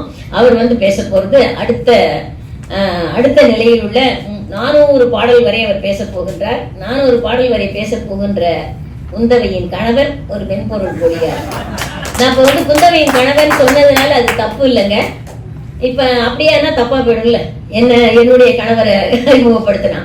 அதனால குந்தவை வந்து ரொம்ப அறிமுகமானவங்க, மேடைகள்ல நான் அடிக்கடி பார்த்திருக்கேன். எனக்கு குந்தவையின் கணவர் அதுல வந்து குழந்தையை பற்றி இவங்க சொல்லும் போது அவங்க மட்டும் சிரிச்சாங்க. ஏன்னாக்கா குழந்தைக்கான மருத்துவராக அவர்கள் இருக்கின்ற காரணத்தினாலும் அதற்காக படிப்பு அவங்க ரொம்ப விரும்பி படிக்கிறதுனாலையும் அவங்க மட்டும் சிரிச்சாங்க. நான் அதை பார்த்தேன். அடுத்தது இவர் வந்து வரலாற்று புனைவு கதைகள் படிப்பதில் மிகவும் விருப்பமானவர். உமா கரெக்டா தான் கண்டுபிடிச்சு இந்த பேச்சை பேசுறதுக்கு இவர் தான் சரியான ஆடு என்பதை கொண்டு வந்திருக்கிறார். மென்பொருள் பொறியாளர் இன்றைக்கு ஒரு வன்மையான கருத்துக்களை எல்லாம் நம்ம பகிர்ந்து கொள்ள இருக்கிறார். வாரணிஷா. மொழி என்னும் கருவறையில் மூத்த மகளாக பிறந்த என் தமிழ் அன்னைக்கு முதல் வணக்கம். இன்று இலக்கிய வனத்தின் தலைவராக விளங்கும் முனைவர் சரோஜினி அம்மா உள்ளிட்ட அவைக்கு வணக்கம். நான் இன்று பெரும்பான்மையற்ற படையின் ஆசிரியர் குறிப்பிடும் 3 குடியிருப்பை பற்றி பேச வந்திருக்கேன். இந்த 3 குடியிருப்புக்கு நம்ம சிங்கையோட ஒப்பிட்டு பார்க்கறது பத்தி நான் கடைசியா சொல்றேன். இப்போ இந்த பாட்டில் தாமரை குளத்திற்கு அடுத்ததாக இருக்கும் அந்தனர் குடியிருப்பை பத்தி தான் முதல்ல பேச போறேன். அதாவது முதல் குடியிருப்பு. இந்த அந்தனர் குடியிருப்பு எப்படி இருக்கும்னு ஆசிரியர் சொல்றாருன்னா, நீங்க அவங்க குடியிருப்புக்கு உள்ள போனீங்கன்னா முதல்ல ஒரு பந்தல் போட்டு அங்க பசுக்களையும் கன்றுகளையும் கட்டி வச்சிருப்பாங்களாம். அதுக்கு பிறகு அவங்க வீட்டுல பசுவின் சாணத்தை அவங்க வீட்டு தரையில மெழுகி வச்சிருப்பாங்களாம். அப்புறம் அந்த அந்தணர்கள் ஓதும் மந்திரத்தை அங்க வரும் கிளிகள் திரும்ப திரும்ப சொல்லிக்கொண்டே இருக்குமா. அதாவது இப்ப நமக்கு இருக்கிற அந்த அலெக்சா, அப்புறம் என்ன இருக்கு, அலெக்சா மாதிரி, சிரி மாதிரி. அப்புறம் அந்த அந்தணர் பெண்கள் பத்தியும் சொல்றாரு. அவங்க வாசனையான பொருட்களை கொண்டு அவங்களோட நெற்றிகளை அலங்காரப்படுத்திப்பாங்களாம். பிறகு அவர்கள் கைகள்ல வளையல்களை போட்டிப்பாங்களாம். ஒருவேளை அந்த காலத்துல மேக்கப் இருந்திருக்கலாம். இப்படி இந்த பெண்கள் பதமறிந்து சமைப்பதில் வல்லவர்களா இருந்திருக்காங்க. கொஞ்சம் பாவம் தான், ஏன்னா அப்ப கிராப் டெலிவரி கிடையாது இல்ல, அதனால கொஞ்சம் பாவம் தான். அந்த குடியிருப்பு நம்ம போனோம்னா என்ன அப்படி பதமறிஞ்சு அவங்க சமைக்கிறாங்க நம்ம யோசிக்கும் போது ஆசிரியர் சொல்றாரு, கருட சம்பால செய்த சோறை நமக்கு கொடுப்பாங்களாம். அதோட மிளகு பொடியும் கருவேப்பிலையும் சேர்த்த மாதுளங்காய் பொரியலை நமக்கு கொடுப்பாங்களாம். அது கூட பிளந்து போட்ட மாங்காய் மாவடுவை நமக்கு சேர்த்து கொடுப்பாங்களாம். இப்படி ஒரு சிறப்பான உணவை சாப்பிட்ட பிறகு கொஞ்ச தூரம் நம்ம அப்படின்னு நடந்து போனோம்னா ஒரு பெரும்பட்டினம் வருமா. அந்த பெரும்பட்டினம் தான் இன்றைய மாமல்லபுரம். அப்ப இத நீர்ப்பாயல் துறைமுகப்பட்டினம்னு சொல்லியிருக்காங்க. இந்த துறைமுகப்பட்டினத்துல மகளிர் எல்லாம் எப்படி இருப்பாங்கன்னு ஆசிரியர் விவரிக்கிறாரு. அந்த மகளிர் அவங்க காதுல மகரக்குலை அப்படிங்கிற ஒரு காதணிய அணிஞ்சிருப்பாங்களாம். இந்த மகரக்குலைன்ற காதணி மீன் போலயே இருக்குமா. இந்த காதணியை அணிஞ்சிட்டு தான் அவங்க நீராட செல்வாங்களாம். அப்ப அந்த காதணி கழட்டி வச்சுட்டு நீராடுவாங்களாம். அப்ப அந்த பக்கமா வர மீன் கொத்தி பறவை அது மீன் நினைச்சிட்டு அது கொத்திட்டு போயிடுவான். அப்ப இந்த மகளிர் அத சுத்தமா மறந்துட்டு வீட்டுக்கும் வந்துருவாங்களாம். ஆனா இந்த காலத்துல பவுன் விற்கிற விலைக்கு நம்மளால ஒரு திருகாணி கூட வச்சுட்டு வர முடியாது. அப்படி சரி, இவ்வளவு செல்வந்தர்களா இருக்காங்களே, இவங்க என்ன வேலை பார்த்திருப்பாங்க அப்படின்னு நான் கொஞ்சம் படிச்சு பார்க்கும்போது தான் ஆசிரியர் சொல்றாரு, இது ஒரு துறைமுகப்பட்டினமா இருந்தனால பல மரக்கலங்கள் அந்த துறைமுகத்துக்கு வந்துட்டு போயிட்டு இருக்குமா. அப்படி அந்த துறைமுகத்துல பல மொழி பேசுற மக்கள் இருந்திருக்காங்க. அப்படி பல பண்டங்கள் ஏற்றுமதி இறக்குமதி நடந்திருக்கு. அப்ப பெரிய பெரிய பண்டக சாலைகள் இருந்திருக்கு, கடை வீதிகளும் இருந்திருக்கு. கொஞ்சம் சிந்திச்சு பார்த்தோம் அப்படின்னா அந்த காலத்திலேயே நமக்கு குளோபலைசேஷனை கத்துக் கொடுத்தவங்க தமிழர்களா இருந்திருக்க வாய்ப்பு இருக்கு. சரி, இந்த பட்டினத்தில் வாழும் மக்கள் செல்வந்தர்களா இருந்தாங்க. அவங்கள சின்ன சின்ன வீட்டுல இருந்திருப்பாங்களா அப்படின்னு யோசிச்சு பார்த்தா இல்லைங்க, மாட மாளிகைகள்ல இருந்திருக்காங்க. இந்த மாட மாளிகைகள் எல்லாமே விண்ணை தொடும் உயரத்துல இருந்திருக்கான். அப்ப நான் கொஞ்சம் சிந்திச்சு பார்த்தேன், ஒருவேளை இன்னைக்கு இருக்க ஸ்கை ஸ்கிரீப்பர்ஸ் எல்லாத்துக்குமே அந்த காலத்துல இருக்க தமிழர்களின் அந்த மாட மாளிகை ஒரு முன்னோட்டமா இருந்திருக்க வாய்ப்பு இருக்கு. இந்த மாட மாளிகையில் வாழும் பெண்களை பத்தியும் ஆசிரியர் சொல்லியிருக்காரு. இவங்க செம்பொன்னாலான ஒரு சிலம்ப அணிந்திருக்காங்க. இவங்க அழகு எப்படி இருக்குன்னா, மயில் தோகையை விரித்து ஆடும்போது எவ்வளவு அழகா இருக்குமோ அவ்வளவு அழகாக இருப்பாங்க. அதே போல இந்த மகளிர் அவங்களுக்கு பொழுதுபோக்குக்கு விளையாடுற விளையாட்டு பேரு தான் திரைப்பந்து, மன்னிக்கவும், வரிப்பந்து. ஏன்னா அந்த காலத்துல உங்களுக்கு நெட்ஃபிளிக்ஸ், அமேசான் பிரைம்லாம் கிடையாது. அதனால அவங்களுக்கு பொழுதுபோக்குக்கு இந்த மாதிரி ஒரு விளையாட்டை விளையாடி தான் ஆகணும். சரி, இந்த பட்டினத்தில் உணவு எப்படி அப்படின்னு பார்த்தா அந்த பட்டினத்தில் உணவுக்கு பஞ்சமே இல்லையா. எங்க பார்த்தாலும் கல்லு கடைகள் இருக்குமா. அந்த கல்லு கடைகள்ல கல் இருந்துகிட்டே இருக்குமா. எத்தனை பேர் வந்தாலும் கல் இருக்குமா. இந்த கல்லு கடைகளை நம்ம எப்படி கண்டுபிடிக்கணும் அப்படின்னா, அந்த கல்லு கடைகள்ல பச்சை நிற கொடிகளை பறக்க விட்டுருப்பாங்களாம். அப்போ அந்த கல்லை சமைக்கிறவங்க பெண்களா இருந்திருக்காங்க. அந்த பெண்கள் வந்து கல் சமைத்த பாத்திரத்தை கழுவி ஓடும் நீர் வந்து சேராக மாறிடுமா. அந்த இடத்துல பெண் பன்றிகளும் அதன் குட்டிகளும் விளையாடுமா. ஆனா அம்மா சொன்ன மாதிரி ஆண் பன்றிகள்ல வந்து அந்த பெண் பன்றிகளோட சேரப்பட மாட்டாங்க. அதை வந்து ஒரு பத்திரமாக ஒரு குழியில வந்து வச்சு வளர்ப்பாங்களாம். ஏன்னா அந்த ஆண் பன்றிகளின் கரியை தான் வர விருந்தாளிக்கு இவங்க படைச்சிருக்காங்க. அப்போ அந்த வழியை வரும் விருந்தாளிகளுக்கு ஒரு சிறந்த கல்லும் ஆண் பன்றிகளின் கரித்துண்டுகளும் உணவா கொடுத்திருக்காங்க. பிறகு அங்கிருந்து கொஞ்ச தூரம் தள்ளி நடந்து போனோம்னா ஒரு பெரிய கலங்கரை விளக்கு வருதுன்னு ஆசிரியர் சொல்றாரு. இந்த கலங்கரை விளக்கை பத்தி அவர் வந்து விவரிக்கிறாரு. அது வந்து வானத்தை வந்து முட்டு கொடுத்து நிக்க வைக்கிற மாதிரி இருக்கும். அவ்வளவு உயரமா இருக்கிற கலங்கரை விளக்கு அப்படின்னு சொல்றாரு. இந்த கலங்கரை விளக்குல ஏணிகள்லாம் இருக்கு. ஆனாலும் இரவு நேரங்கள்ல அந்த ஏணியில ஏறி போய் விளக்கை ஏற்றுவது அவ்வளவு கடினமா இருக்குமா. இந்த கலங்கரை விளக்கு கடல் மட்டத்தில் இருக்கிறனாலேயே கல்களாலும் சாந்தாலும் அதை கட்டியிருக்காங்க. கூரைகளும் அப்படியே கட்டியிருக்காங்க. அப்ப நான் கொஞ்சம் சிந்திச்சு பார்க்கும்போது தான் யோசிச்சும் போதுதான் எனக்கு ஒண்ணு தோணுது. இப்ப இருக்கிற கலங்கரை விளக்குக்கும் அப்ப இருந்ததுக்கும் ஒரே ஒரு வித்தியாசம் தான். அப்போ ஏணி மேல ஏறி போய் விளக்க பொறுத்திருக்காங்க. இப்ப கீழே இருந்து சுவிட்ச போடுறோம், அவ்வளவுதான். ஆனா அந்த கட்டிடக்கலைங்கிறது ஒரே மாதிரிதான் இருந்தது. பிறகு அந்த கலங்கரை விளக்கின் அழகை ரசிச்சு கொஞ்ச தூரம் தள்ளி போனோம் அப்படின்னா உழவர்களின் குடியிருப்பு இருக்கு அப்படின்னு சொல்றாரு பாடலாசிரியர். அந்த உழவர்களின் குடியிருப்பு அவங்க எப்படி கட்டியிருக்காங்கன்னா, தென்னை ஓலையில அவங்க கட்டியிருக்காங்க. அவங்களோட முன்வாசல்ல இஞ்சி செடியும் மாங்காய் செடியும் வளர்த்திருக்காங்க. அங்க விருந்தாளிகளா போகிற மக்களுக்கு இளநீர், நொங்கு, வாழைப்பழம், அது பிறகு பலாப்பழத்தை கொடுத்திருக்காங்க. இப்படி நம்ம இந்த பண்டங்கள்லாம் ரொம்ப சுவையா இருக்கனால நம்ம அதிகமா சாப்பிட்டுருவோம். அதனாலே நமக்கு வயிறு வலியோ இல்ல சளிப்பு கூட தட்டிடலாம். அப்ப என்ன பண்றாங்கன்னா இஞ்சி கிழங்கை வந்து நமக்கு கொடுக்குறாங்க. இதை படிக்கும் போது எனக்கு ஒண்ணு தோணுச்சு. நமக்கு தீபாவளி அப்போ நம்ம வீட்டுல நிறைய பண்டங்கள் செய்வாங்க. எண்ணெயில செய்த பண்டங்கள்லாம் நிறைய செய்வாங்க. நம்ம அது பார்க்காம நம்ம பாட்டு எல்லாத்தையும் சாப்பிட்டுருவோம். அப்ப நமக்கு ஒரு அஜீரணம் வர்றதுக்கு நமக்கு வாய்ப்பு இருக்கு. அப்ப என்னோட மனைவி என்ன பண்ணுவாங்கன்னா, தீபாவளி மருந்துன்னு ஒண்ணு கொடுப்பாங்க. அது சாப்பிட்டதுக்கு அப்புறம் தான் கொஞ்சம் பரவாயில்ல அது மாதிரி இருக்கும். அப்படி நமக்கு உணவு பழக்கத்தை தமிழர்கள் பாரம்பரியமா கொடுத்துக்கிட்டே வராங்க. உணவே மருந்துங்கிறதையும் அவங்க உணர்த்திக்கிட்டே வராங்க அப்படிங்கிறது எனக்கு புரிஞ்சுது. அந்த வழியாக செல்ற சில வழிபோக்கர்களுக்கு பசி எடுத்தா என்ன பண்ணுவாங்களாம், தீய மூட்டி அதுல பானையை வச்சு சோறு பொங்கியும் சாப்பிடுவாங்களாம். இப்படி 3 குடியிருப்பையும் சொன்ன ஆசிரியர் வந்து அந்த பாணன் கிட்ட, பரிசு பெறப்போகும் பாணன் கிட்ட சொல்றாரு, அடுத்து நீ பார்க்க போறது காஞ்சி மாநகரமா இருக்கும். ஆனா அதுக்கு முன்னாடி பாம்பு படுக்கையில் பள்ளி கொண்டிருக்கும் பெருமாளை தரிசித்து விட்டு போ அப்படின்னு சொல்றாரு. அப்ப எந்த ஒரு வேலையை நம்ம செஞ்சாலும் அதுக்கு முன்னாடி கடவுளின் ஆசி இருக்கணும்ன்றத ஆசிரியர் வலியுறுத்துறாரு. ஆரம்பத்துல உங்க எல்லாத்தையும் நான் சொன்ன மாதிரி இந்த 3 குடியிருப்புல ஏதாவது அதுல இருக்க ஒரு குடியிருப்பை வந்து நம்ம சிங்கையோட பொருத்தி பார்க்கலாமா அப்படின்னு பார்த்தா, இந்த நீர் பாயல் குடியிருப்பு பாத்தீங்கன்னா சிங்கையோட நம்மளால ஒப்பிடுற மாதிரியே இருக்கு. ஏன்னா ஒண்ணு, இங்க பழமொழி பேசும் மக்கள் இருக்காங்க. 2, ஏற்றுமதி இறக்குமதி இங்க வந்து வாழ்வாதாரமாவே இருக்கு.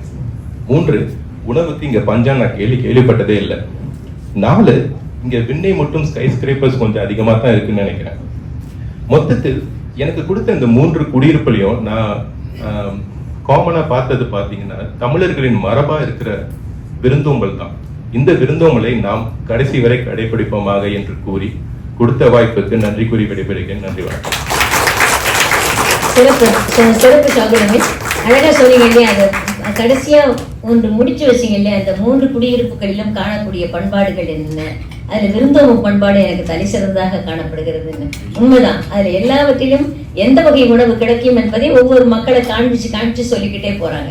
அதுதான் ரொம்ப சிறப்பு. நீங்க சொன்னீங்கல்ல அந்த தங்க அரியெல்லாம் போட்டுட்டு அந்த குளக்கரையில் போயிட்டு குளிச்சிருவாங்கன்னு. அப்ப சிச்சிலி பறவைகள் வந்து எடுத்துட்டு போகுமா, போயிட்டு சாப்பிட்டு பார்க்குமா, ஐயே இது சாப்பிடவே முடியலன்னு கொண்டு வந்து அங்கேயே போட்டுருமா. எவ்வளவு நேர்மை பாருங்க. கொண்டு வந்து அதே இடத்துல போட்டு, அதனால கீழே குளிக்க போனவங்க நடுவில் அது காணா போனதே தெரியாது அவங்களுக்கு. திரும்பி வந்து பார்க்கும்போது இருக்கும். இது என்ன செய்யும், இது செஞ்சுட்டு நேரா போய் அந்தணர்கள் எல்லாம் யாகம் செய்து கொண்டு இருக்கிறார்கள், அந்த தூண்ல ஏறி உட்காந்துக்குமா. அங்க உட்காந்துக்கிட்டோம்னா அவங்க பேசுகின்ற வேதங்கள் எல்லாம் இதுக்கும் பேசணும் போல இருக்குமா. அங்க இருக்கக்கூடிய கிளிகள் எல்லாம் அந்த வேதங்களை சொல்லிக் கொண்டிருக்கும் என்று சொல்லுகிறார்கள். அவங்க என்னென்னலாம் கொண்டு வராங்கன்னா, இயற்கையோடு இயைந்த ஒரு வாழ்வு. அது என்ன, அது விலங்கா இருந்தா அடிச்சு சாப்பிடுறாங்க, நாயா இருந்தா வளர்க்குறாங்க, புலியா இருந்தா பயப்படுறாங்க, கொண்டுடுறாங்க.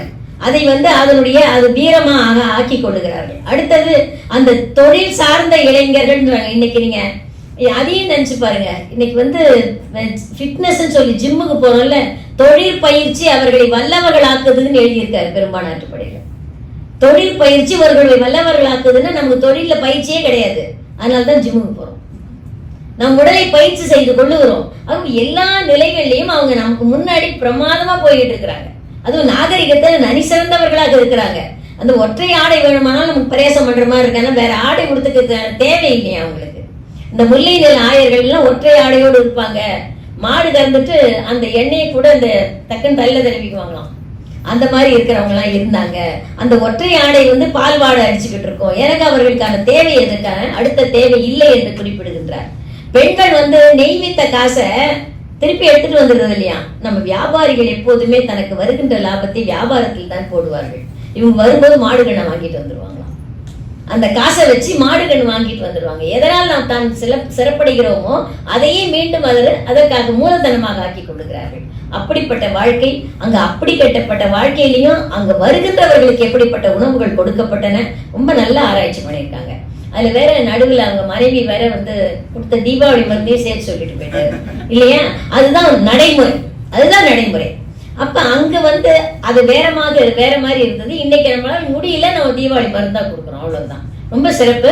அடுத்தாப்புல தியாகா வரணும். தியாகா நான் நேரம் கொடுக்கலன்னா என்ன பண்ணுவாருன்னு எனக்கு தெரியாது. தியாகா வந்து மிகச்சிறந்த ஒரு தமிழ் அறிஞர். என்னை பொறுத்தவரை நிறைய கட்டுரையெல்லாம் எழுதுறாரு. எல்லா இடங்களிலும் காணப்படுகிறார், எல்லா குறு நாடகங்களிலும் காணப்படுகிறார். அடுத்தது பேசும்போதே மிகவும் நகைச்சுவை தழுவ பேசுகின்றார். அடுத்தாலும் சின்ன குழந்தைகளை கூட ரொம்ப அருமையா வச்சு நிகழ்ச்சி பண்றார். இவ்வளவும் அவரை நான் மேடைகளில் பார்த்து ரசித்தது. இன்று இலக்கியம் பேச வருகிறார். வாருங்கள். மணியோ 9, வயிறு பசி வயிற்று அடைக்குது, தூக்கம் கண்ணை அடைக்குது, டிசி கதவை அடைக்கிறாங்க. அதுக்கு முன்னாடி என்னுடைய ஒரு கதை சொல்லட்டுமா சார்ன்ற மாதிரி ரொம்ப சிம்பிளாக நான் உங்களை காஞ்சி மாநகரத்துக்கு நான் போன கதையை உங்கள்கிட்ட சொல்ல போகிறேன். அங்கே போயிட்டு அங்கே இந்த தெரு, அந்த அரண்மனை, மன்னனுடைய பெருமை, அவர் எப்படி பாணனை பரிசு வாங்கினாரு, அந்த மாதிரி, அவ்வளோதான். நான் என்னைய ஒரு பாணனாகவே நான் நினச்சேன். ஏன் அப்படின்னா, ஆரம்பத்திலே அம்மா சொன்ன மாதிரி 21 நரம்புகளுக்கு மேலே இருக்கிறவங்க யாழை வாசிச்சாங்க, அதை நான் கட் பண்ணிட்டேன். அவர்கள் எல்லாருமே பெரும்பாணர். இந்த உடம்புல 21 நரம்பு இருக்காது அப்படி நினைச்சு நான் இப்ப காஞ்சி மாநகருக்கு அழைச்சிட்டு போறேன். எந்த ஒரு செயலை செஞ்சாலும் பிளான் பண்ணி பண்ணணுன்ற மாதிரி ஒரு செயலை செய்யறதுக்கு முன்னாடி அங்க காஞ்சிபுரத்துல இருக்கிற பெருமாளை தரிசனம் பண்ணிட்டு, இப்ப நான் பாணனா இருக்கேன், அதனால பெருமாளை தரிசனம் பண்ணிட்டு காஞ்சிபுரம் அரண்மனைக்கு போயிட்டு இருக்கேன். போகும்போது தெரு வழியா போகும்போது முதல் தெருவில் பார்த்தா யானைப்படை. அங்க இருக்கிற யானைகள், அதாவது மன்னனிடம் இருந்து 4 படைகள்ல மிக முக்கியமானது யானைப்படை. அந்த யானைப்படைகளை எப்படி கவர்றாங்க, எப்படி கவனிக்கிறாங்க அப்படின்னா, யானையை கொண்டு, யானைக்கு சோறு கொடுக்கறது, நெய்யை ஊற்றி யானையை கொண்டே மிதிச்சு அவங்களுக்கு சாப்பாடு கொடுக்குறாங்க யானைக்கு. அப்ப அந்த யானைக்கு தெரியும் நமக்கு எவ்வளவு சாப்பாடு இருக்குது அப்படின்ட்டு. இந்த கவலம், யானைக்கு கொடுக்கக்கூடிய அந்த கவலத்தை நம்மளை மாதிரி குரங்குகள், மன்னிக்கணும் என்னைய மாதிரி குரங்கு, ஏன்னா நான் தானே காஞ்சிபுரத்துக்கு போறேன், என்னை மாதிரி குரங்குகள் அந்த கவலத்தை திருடி சாப்பிடுது. யானைக்கு அது பயப்படாம கவலத்தை திருடி சாப்பிடுது. யானையும் கவலைப்படலை, ஏன்னா அதுக்குதான் நிறைய சோறு இருக்குது. ஆனா இந்த குரங்கை யாரு விரட்டிட்டு இருக்காங்கன்னா, இந்த யானை பாகர்கள் விரட்டுறாங்க. ஏன் யானை பாகர்கள் குரங்கை விரட்டுறாங்க அப்படின்னா, யானைக்கு சோறு கம்மியாயிடும்னு நினைக்கிறீங்களா? யானை போடுற சாணம் கம்மியாயிடுமோன்னு பயப்படுறாங்க. நம்ம சோறு கம்மியாயிடுமோன்னு நாம பயப்படுறாங்க. அவங்களுடைய கவலை பார்த்தீங்களா, யானை போடுற சாணி, அதாவது உரம் கம்மியாயிடுமோ, அதனால பயிர்களுக்கு அதை கொடுக்க முடியாதோ அப்படிங்கிற கவலையில பாகர்கள் குரங்க விரட்டுறாங்க. சரி, இதெல்லாம் தாண்டி நம்ம அடுத்ததாக யானைப்படையை தாண்டி அடுத்தது குதிரைப்படை. இந்த குதிரைப்படை இன்னொரு தெருவில் போகும்போது அங்க இந்த குதிரைகள்லாம் பெருசா ரொம்ப விகாரமா இருக்கும்போது அந்த குதிரைகள் ஓடி ஓடி அந்த தெருவெல்லாம் குண்டு குழியுமா இருக்கும். இப்ப நம்ம வேற சிங்கப்பூர்ல மென்மையா வளர்ந்ததுனால அந்த குண்டு குழி தெருவுல எல்லாம் நமக்கு நடக்கிறதுக்கு பிடிக்கல. அதனால டேக் டைவர்ஷன் எடுத்துட்டு நம்ம இப்ப வேற தெரு போறோம்.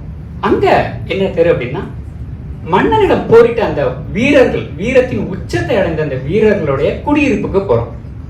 அந்த குடியிருப்பும் எப்படி இருக்கும் அப்படின்னா, அதுலயும் கொஞ்சம் டேக் டைவர்ஷன், ஏன்னா பசிக்குது அப்படிங்கிறதுனால டேக் டைவர்ஷன் எடுத்துட்டு நம்ம வாணிக வீதியை நோக்கி போறோம். இந்த டி நகர் ரங்கநாதன் ஸ்ட்ரீட்ல எல்லாம் எப்படி இருக்கும், அப்படியே நடந்துக்கிட்டு ரொம்ப உருண்டுக்கிட்டு போவோம்ல.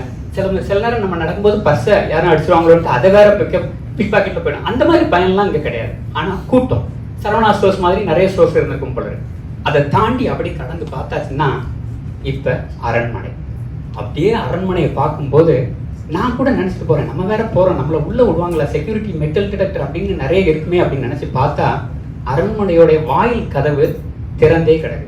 இது என்னடா காமெடியா இருக்கு, ஒருவேளை நம்ம வர்ற தெரிஞ்சு இருக்குமோ அதனால திறந்தே வச்சிருக்காங்களோ அப்படின்னு நினைச்சு பார்த்தா பக்கத்துல விசாரிச்சு பார்த்தா மன்னனுடைய வீரம் ஆற்றலை தெரிஞ்சுக்கிட்டு யாருமே உள்ள போறதுக்கே பயப்பட மாட்டாங்களாம்.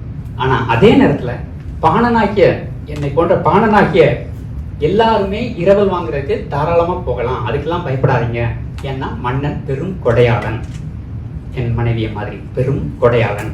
அதை நினைச்சு அப்படியே அரண்மனை வாயிலுக்குள்ளார போகிறோம். சரி, அப்படி மன்னன் புகழ் பாடி இந்த பரிசு பார வரக்கூடிய இந்த கதவு திறந்தே இருக்குத, சுற்றி உள்ள போன உடனே சுற்றி உள்ள வீதிகள்லாம் எப்படி இருக்குது அப்படின்னு பார்த்தா அந்த ஒவ்வொரு வீதியுமே அந்த தாமரை மலருடைய இதழ் போன்ற ஒரு நினைவுக்கு வருது. அப்ப அந்த காலத்துல ஒரு அமைப்பை பார்க்கும்போது தாமரையோடைய நினைவு வருது. ஆனா இப்ப தாமரையோட நினைவு வர்ற மாதிரியா நம்ம வீதி வச்சிருக்கோம், விதியும் இல்லை வீதியும் இல்லை. சரி, இப்ப அந்த மன்னனுடைய போர், பொதுவா ஒரு அரசன் எப்படி போர்னாலே கண்டிப்பா அவங்கள ரொம்ப பாராட்டுற மாதிரி வீரம் தீரம் இருக்கிற மாதிரி இருக்கும். நம்ம மன்னனுடைய போர் திறனுக்கு முன்னாடி அவரை பாராட்டணும் அப்படின்னா அவர் அந்த பதவிக்கு எப்படி வந்திருப்பாரு, கண்டிப்பா அப்பா அந்த பதவியில இருந்திருப்பாரு, அதனால இவரு அந்த பதவியும் இருப்பாரு. ஆனா அது மட்டும்தான் இவருடைய சிறப்பா அப்படின்னு கேட்டா நம்ம அஜித் சொன்ன மாதிரி தான், என்னுடைய வாழ்நாள்ல ஒவ்வொரு நொடியும் ஒவ்வொரு நாளும் ஒவ்வொரு டைலாக்கும் இல்ல டைலாக் வராது, ஒவ்வொரு நாளும் செதுக்குனதுடா அப்படின்னு சொல்ற மாதிரி இந்த மன்னன் திரையினுடைய சிறப்புமே இப்படிதான். ஒவ்வொரு நாளும் போரிட்டு ஒவ்வொரு பகைவரை அழித்து இந்த இடத்துக்கு வந்தேன்டா, சாதாரணமா வரலடா அப்படிங்கிற ஒரு மிகப்பெரிய மன்னன். அந்த போர்க்காட்சி எப்படி இருக்கும் அப்படின்னா, பொதுவாக அந்த குருக்ஷேத்திர போர் எப்படி நடந்திருக்கும் அப்படின்னா, துரியோதனுடைய செருக்கு எப்படி இருக்கும், என்கிட்ட 100 பேர் இருக்காங்கடா, நீங்க வெறும் 5 பேர் தான், அப்ப 100 பேரை கொண்டு 5 பேரை ஈஸியா அடிச்சிருவேன் அப்படின்ற அந்த செருக்குல அவங்க அந்த போர்ல நடக்கும்போது அந்த மாதிரி ஒரு நாள் இல்ல 2 நாள் இல்ல 18 நாட்கள் நடந்த அந்த போர்க்காட்சியை தான் நினைவுக்கு வருது. இந்த மன்னன் போர் நடந்த அந்த இடத்துலயுமே அப்படிதான். எப்படின்னா, இறந்தவர்களுடைய ரத்தத்துல யானையை மிதக்க விடுவாங்க, கொஞ்சம் நக்கல் ஜாஸ்தி எல்லாம் இல்ல, அந்த ரத்தத்துல யானையை மிதக்க விடுற அளவுக்கு இவர் போர் செஞ்சு அவ்வளவு மக்களை கொண்டிருக்காரு. நம்மளை விட வீரனா இருப்பான் போல இருக்கு. சரி, அப்படியே நம்ம அரசனை பார்க்கும்போது இவர் சுற்றத்தாரோட எப்படி சூழ்ந்து வாழ்ந்துட்டு இருப்பாரு அப்படின்னு பார்க்கும் பொழுது அவர் சுற்றி எப்பொழுதுமே ஒரு கூட்டம் இருக்கும். யாரா இருப்பாங்க, கண்டிப்பா அமைச்சர்களாக இருப்பாங்க, கண்டிப்பா குறை கேட்டு வரக்கூடிய மக்கள், அதையும் தாண்டி பாணர், இப்படி நிறைய மக்கள் இருப்பாங்க. ஆனா இப்ப பல நாட்டு அரசர்களுடைய சுத்தி கேமரா மட்டும்தான் இருக்கு இல்லையா, மக்களும் இல்ல அமைச்சர்களும் இருந்த மாதிரி தெரியல. சரி, இதை தாண்டி அந்த மன்னனை பார்க்க வரக்கூடிய மற்ற மன்னர்கள் எப்படி வருவாங்க, ஒரு நாட்டு அரசன் இன்னொரு நாட்டு அரசனை பார்க்க வரும்போது தன்னுடைய நாட்டுல இருக்கக்கூடிய மிகப்பெரிய காணிக்கையை கொண்டு போவாங்க. நம்ம சிங்கப்பூர்ல இருந்து நான் போனதுனால இந்த கோடாரி தைலமோ ஸ்னிக்கர்ஸ் சாக்லேட்டுமா எடுத்துட்டு போக முடியும். ஆனா அப்படி ஒவ்வொரு மன்னனும் அன்பால அவ்வளவு பரிசை அவங்க கொடுக்குறாங்க. ஆனா அன்பு மட்டும்தான் இந்த பரிசு மட்டுமா, ஒரு சில மன்னர்களுடைய முகத்துல ரொம்ப வெறிகொண்ட ஒரு பாவப்பட்ட ஜீவன்களா இருப்பாங்க. ஏன் அப்படின்னா, அவர்கள் வேறு யாரிடமா தோற்று இவரிடம் இருந்து ஒரு அடைக்கலம் வாங்குறதுக்காக அவர் வருவார்.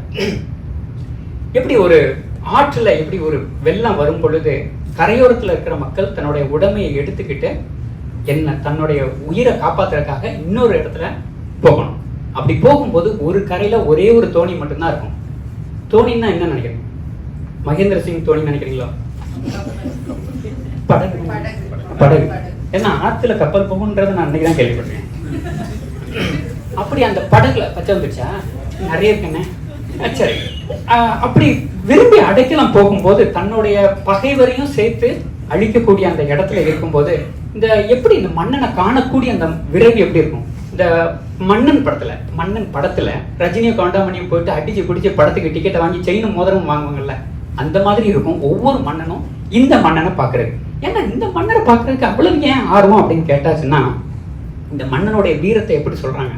இந்த கேஜிஎஃப் படம் பார்த்துருப்பீங்களான்னு தெரியல, அதுல சொல்லுவாங்க, யாரோ ஒரு 10 பேரை அடிச்சு நான் டான் ஆகலடா, நான் அடிச்ச 10 பேருமே நன்றி, உங்களுக்கு 2 இட்லி கூடுதலாக வழங்கப்படும். இப்படி மன்னனுடைய சிறப்பு இருக்கும்போது இந்த மலையிலிருந்து அருவி அப்படியே கொட்டி அப்படியே போகும் பொழுது கடல்ல தானா சேரும். அதே போலதான் இந்த மன்னனிடம் போகும்போதும் அந்த மன்னனும் அப்படியே ஏத்துக்குவார். கடல் சொல்ல முடியாதுல்ல, நான் உங்கள்கிட்ட பேச மாட்டேன், நீ போடா அப்படின்னு சொல்லாது இல்ல, அதே போல இந்த மன்னனும் அப்படி சொல்ல மாட்டார். சரி, இது எல்லாமே மன்னனுடைய பெருமை. அடுத்து நம்ம அரண்மனைக்குள்ள போகணும். அரண்மனை அழகு எப்படி இருக்கும் அப்படின்னா, கொஞ்சம் இறக்கிங்க, மஞ்சள் பயமா இருக்கு. அப்படியே அந்த முற்றத்தை கடந்து அப்படி உள்ள போகும்போது சுத்தி இருக்கிற மக்கள் எல்லாம் தாண்டி போகும்போது அந்த மாடத்துல ஆண் புறாக்கள் அப்படி இன்ப உணர்வுல இருக்கும். மணிக்கு இப்பதான் கல்யாணம் ஆயிட்டுல, இன்ப உணர்வுல இருக்கும்போது திடீர்னு அது டிஸ்டர்பன்ஸ் ஆகி அந்த ஒரு நிமிடத்துல அந்த பறவை ஒலி கேட்டு எந்திக்கும். ஹூ இஸ் த டிஸ்டர்பன்ஸ் அப்படின்ற மாதிரி பறவை கேட்கிற மாதிரி. எதுக்கு அந்த ஒலி வந்துச்சு அப்படின்னா, யானைக்காக செய்யப்பட்ட, யானைக்கு செய்கிற அந்த தந்தத்துக்கு ஒரு கருவி செய்யறாங்க. அது ஒவ்வொரு நிமிடத்துக்கும் தந்தத்தை அடிச்சு அந்த ஒலி எழுப்புறாங்க. இப்ப யோசிச்சு பாருங்க, அந்த ஆண் புறாக்களுடைய சாபம் அதை கடந்து அப்படி நம்ம மன்னன் திரையனுடைய அரசவையை நம்ம பார்த்தாச்சுன்னா, அவருடைய அரசவையை வீட்டில் இருக்கக்கூடிய மாண்பே மிகப்பெரிய பிரம்மாண்டமாக இருக்கும். எப்படி எல்லாரையும் அரவணைக்கிறாரு அப்படின்னா, நீங்க ஒளி விளக்கே இருந்தாலும் கண்டிப்பாக அதுக்கு ஒரு தூண்டுகோல் வேணும் நல்லா ஒளிர்றது. இப்ப இங்க கூட பெரும்பானாற்றுப்படை தெரியாமையே அம்மா உட்காந்துருக்காங்க. நீங்க சிவப்ப கீழே வைங்க.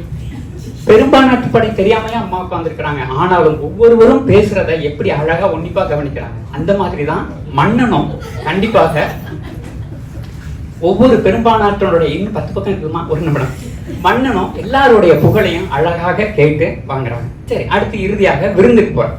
விருந்து கண்டிப்பா மன்னனுக்கு தெரியும், வர்றவங்களை சாப்பாடு போட்டாதான் நம்மள நல்ல புகழ்வான். இது வஞ்ச புகழ்ச்சி இல்லமா, உண்மையா அப்படிதான். ஏன்னா மன்னனுக்கு தெரியும், உயர்ந்தோர் வாழ்ந்தால் மட்டும்தான் நாம, இல்லையே இருக்கிறதும் போச்சு நல்ல கண்ணான்ற மாதிரி ஆயிடும். அப்படிங்கறதுனால வந்தவங்களுக்கு உணவு, உடை, புத்தாடை, அப்புறம் ஒவ்வொரு அந்த பானனை சமையக்கட்டு கூட்டி போயிருவாங்களாம், பஃபே சிஸ்டம் மாதிரி. ஒவ்வொரு கலனை ஓபன் பண்ணி பார்க்கும் போதும் ஆட்டுக்கறி, மாட்டுக்கறி, மான்கறி, எல்லா கறியுமே இருக்குது. சாப்பிட்டுட்டு போயிடுறேன், எல்லா கறியுமே இருக்குது. அதனால இந்த மன்னனுக்கு வர்றவங்களுக்கு வயிறார கொடுத்து எல்லாருமே கொடுத்துட்டு கூட்டி போறாங்க. அதே போல பாணனுக்கு இறுதியாக பரிசு. பாணனுக்கு எப்படி பரிசு கொடுப்பாங்கன்னா, அவர் தாமரை கொடுப்பாராம். தாமரையில அவர் கொடுக்குற தாமரையில நாற்றமும் வராது, மனமும் வராதாம். ஏன்னா அந்த தாமரை தங்க தாமரை, தங்க தாமரை. சரி, அதன் பிறகு அன்னபூரணி சொன்னாங்க, அந்த பெண்கள் எல்லாமே மாட்டு வண்டி ஓட்டுறதுக்கு வராங்க, கைத்தட்டு வேற வாங்கினாங்கல்ல, அது கைத்தட்டு வாங்குறதுக்கு இல்ல.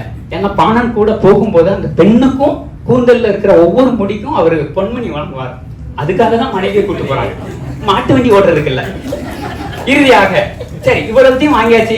ஒரு பாணனுக்கு வேற என்ன கொடுப்பாங்க? தேர் அள்ளி கொடுப்பாங்க. நம்ம என்ன கிராபி டாக்ஸி எடுத்துட்டு போவாங்கல்ல. இறுதியாக இத்தனை பெருமைகள் வாய்ந்த இந்த மன்னனை திரையன் வாழ்க, முனைவர் வாழ்க, பெருமாளன் வாழ்க, கடியலூர் ஒருத்தன் கண்ணர் வாழ்க. நன்றி. மன்னனுடைய சிறப்பை, அதாவது முடிப்பா இருக்கணும். அந்த மன்னனுடைய சிறப்பை ஒரு நகைச்சுவையோடு சொன்னாலும், ஆனால் அவர் சொன்ன ஒவ்வொரு சொல்லும் உண்மை. அவர் சொன்ன ஒவ்வொரு சொல்லும் இன்றைக்கு உள்ள வாழ்க்கையை பொருத்தி பார்த்து சொல்லுகின்றார்.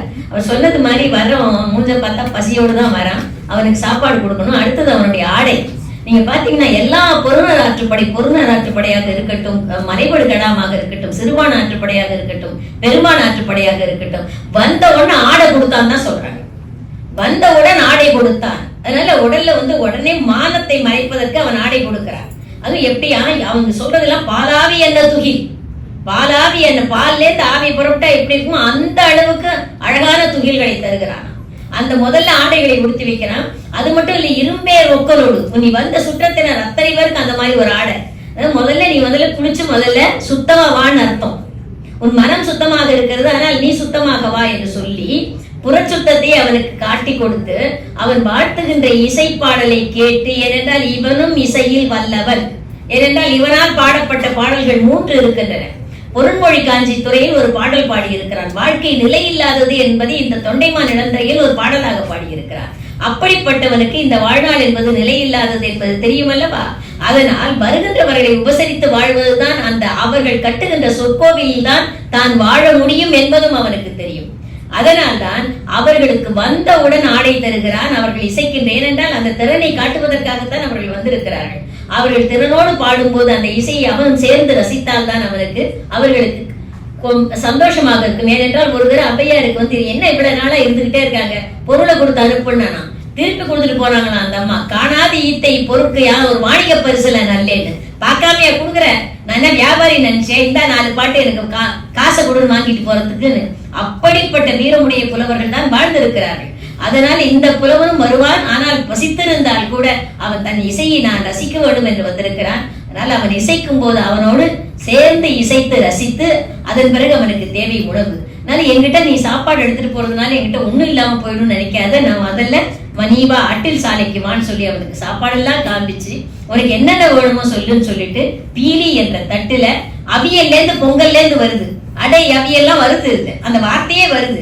அப்ப அங்க சாப்பாடோட கிரேட பாருங்க, ஒண்ணு ஒவ்வொரு மாதிரி போய்கிட்டே வந்து பொங்கல் வந்துருச்சு. பொங்கல் வந்து அந்த அளவுக்கு அவருக்கு எல்லாமே நெய் சூழப்பட்டு நெய்யால் மூடப்பெற்ற சாப்பாடு தான் வருது. சாப்பாடு கொடுக்கறான். சாப்பாடு கொடுத்த பிறகு இத்தனை நாள் தங்கணும் எல்லாம் சொல்லல அவன். சரி, இப்படி திரும்பி பாக்குறான், இவனுக்கு சாப்பாடு கொடுத்தாச்சு, துணி கொடுத்தாச்சு. இந்த பக்கம் பார்த்தா இந்த பொண்ணுக்கு இருக்கா, என்ன செய்யறது, அவளுக்கு பொன்னால் ஆகிய பூ தரான். அப்ப இவன் மட்டும்தான் பூ தந்திருக்கானா? எல்லா மன்னனும் பூ தந்திருக்கான். எல்லாரும் வாடா தாமரை கொடுத்தான், வாடா தாமரை கொடுத்தான்னா தாமரை எப்படி வாடாம இருக்கும்? நான் சொல்றது இங்க தாமரை எப்படி வாடாம இருக்கும்? அதனால அவன் கொடுத்தது பொன்னால் ஆகிய தாமரை, அதனால வாடா தாமரை கொடுத்தான் என்றுதான் பல இலக்கியங்களும் சொல்லி இருக்கின்றன. அந்த பல இலக்கியங்களுக்கான மேற்கோள்களும் எடுத்து வைக்கப்பட்டிருக்கிறது என்னால. இப்ப ஒரு மன்னன் வந்துட்டான், இப்படி வாழறான். இப்ப இந்த மன்னனுடைய ஆட்சி எப்படி இருக்கிறது என்று சொன்னால் எப்படி இருக்குமா? மாறவர் நோன்பும் மடவார் கற்பும் காவலன் காவல் இன்றே நின்றான். மாடவர் நோன்பு, அதாவது வாழ்க தன்புணல் வேந்தன் ஓங்குகன்னு சொல்லுவாங்க. வாழ்க வாழ்க வாழ்க அந்தனர் வானவர் ஆனினம் வீழ்க தன்புணல் வேந்தனும் ஓங்குக. இதுதான் அவங்க அந்தனர்கள் கேட்டுக்கொள்வதே இதுதான். அப்படிப்பட்ட வேள்விகளை செய்யக்கூடியவர்கள் அந்த மறவர் நோன்பு அவர்கள் யாருக்காக செய்கிறார்கள்? மன்னருக்காகவும் அந்த மன்னனால் ஆடப்படுகின்ற மக்களுக்காகவும். அந்த மறவர் நோன்பும் மடவார் கற்பும், அந்த பெண்களினுடைய கற்பும் காவலன் காவல் இன்றே இன்றாம். அவனுடைய காவல் நன்றாக இல்லை என்றால் அது இல்லாமல் போய்விடும். அது எல்லாம் இருக்கு அவங்கிட்டன்றதுனாலதான் அப்படி எல்லோரும் வாழ்ந்திருக்கிறாங்க. அப்படி புலவர்களை பார்த்தவன அவன் சொல்லுவான், அவனுக்கு என்ன வேணும்? ஏற்றுக உலையே, எது உலையே உடனே உலவையின்றான். ஏற்றுக உலையே ஆக்குக சோரே, இது எப்படிதான் இருக்கு பாட்டு. ஏற்றுக உலையே ஆக்குக சோரே கள்ளும் குறைபடல் ஓம்புக.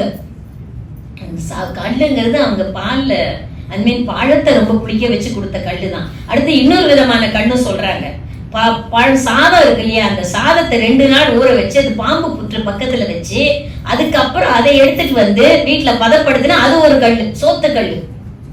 அதையும் கொடுத்திருக்காங்க. தோப்பு கல்லும் கொடுத்திருக்காங்க, சோத்து கல்லும் கொடுத்திருக்காங்க. இவன் கொண்டு வர்ற கல்லு வந்து அந்த பழத்தினால் ஆகப்பட்ட கல். அந்த கல்லும் குறைபடல் ஓம்புக ஒள்ளிழை பாடுவல் விரலியர் கோதையும் புனைக. அவங்களுக்கு எல்லாம் மாலை கொடு. மாலைன்னா சாதாரண மாலை இல்ல, பொன்னரி மாலை கொடு. அந்த அன்னவை பிறவும் செய்க, மற்றதெல்லாம் சொல்ல முடியாதா? பிறவும் செய்க, என்னென்ன செய்யணுமோ அத்தனையும் செய்ய என்று சொல்லுகின்றார். அப்படி அவன் வாங்கிய பிறகு அதனால்தான் கம்பன் கூட இதனை பாடுகிறான்.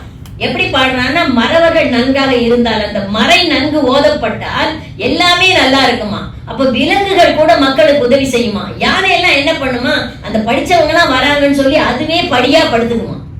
என் மேல அவங்க படிச்சவங்க ஏறி போகட்டும்னு அப்படி எழுதுறான். ஒவ்வொரு விலங்கும் என்ன செய்தனே என்று கம்பன் எழுதுகிறார்.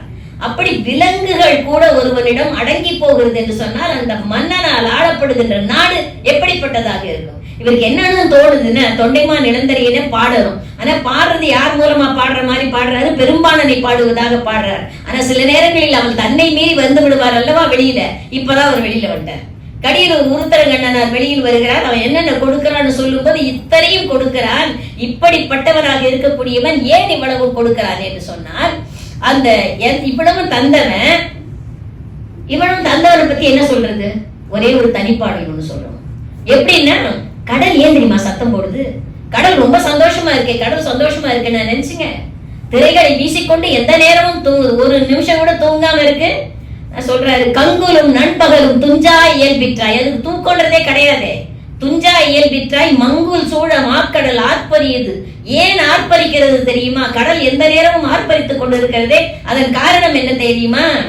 வெஞ்சின வேல் தான் பயந்த, வெஞ்சின வேல் கான் பயந்த. அவன் மிகப்பெரிய எல்லாருக்கும் கொடுமையான வேல். அவன் மக்களை காக்கும், எதிரிகளை அழிக்கும். அப்படிப்பட்ட வேலை கையில் தாங்கி இருக்கின்ற கண்ணி கடுமான் திரையனை, அந்த திரையனை யான் பயந்தேன் என்னும் செருக்கு. ஐயா, அவனை நான் தான் கொண்டு வந்தேன். கடல் நினைக்கிறான் அந்த திரையனை பத்திரமாக கொண்டு வந்தது நான். அந்த செருக்கின் காரணமா தான் இன்னைய வரைக்கும் அது ஆர்ப்பரித்துக் கொண்டிருக்கிறது முடிக்கிறார். இப்ப எவ்வளவு ஆசை இருந்திருக்கு அந்த தொண்டைமான் இளந்தரையின் மேல. எப்படி பட்டினப்பாலை கடியலூர் உருத்தரங்கண்ணனார் பாடும்போது கரிகால் பெருவளத்தாரை எண்ணி எண்ணி பாடுகிறாரோ, அது போல இவனையும் அவன் மனதில் அவரையும் எண்ணி, மக்களையும் எண்ணி, தமிழையும் எண்ணி பாடுகிறார். இதோடு நான் எங்களுடைய 14 கீழ்கணக்கு நூல்களில் மேற்கணக்கு நூல்கள் முடிந்து விட்டன. அதை முடித்து வைப்பதற்கு என்னுடைய அன்பை சகோதரர் வந்திருக்கிறார். வாய்ப்பளித்த தமிழ்மொழி பண்பாட்டு கழகத்தின் தலைவர் அவர்களுக்கும் நன்றி. காலம் ஒன்றுதான் நம்மை தடை செய்கிறதே தவிர கடைசி நொடி வரை இவ்வளவு சுவாரஸ்யமாக இந்த இலக்கிய மேடை அமையும் என்று எதிர்பார்க்கவில்லை. இந்த இலக்கிய வனம் இன்று இதற்கு பிறகு எத்தனை மேடைகள் நடந்தாலும் சத்தியமாக சொல்கிறேன், இங்கு இருப்பதில் பெரும்பாலானோர் இடம்பெறுவோம் என்று உறுதி கூறுகிறேன்.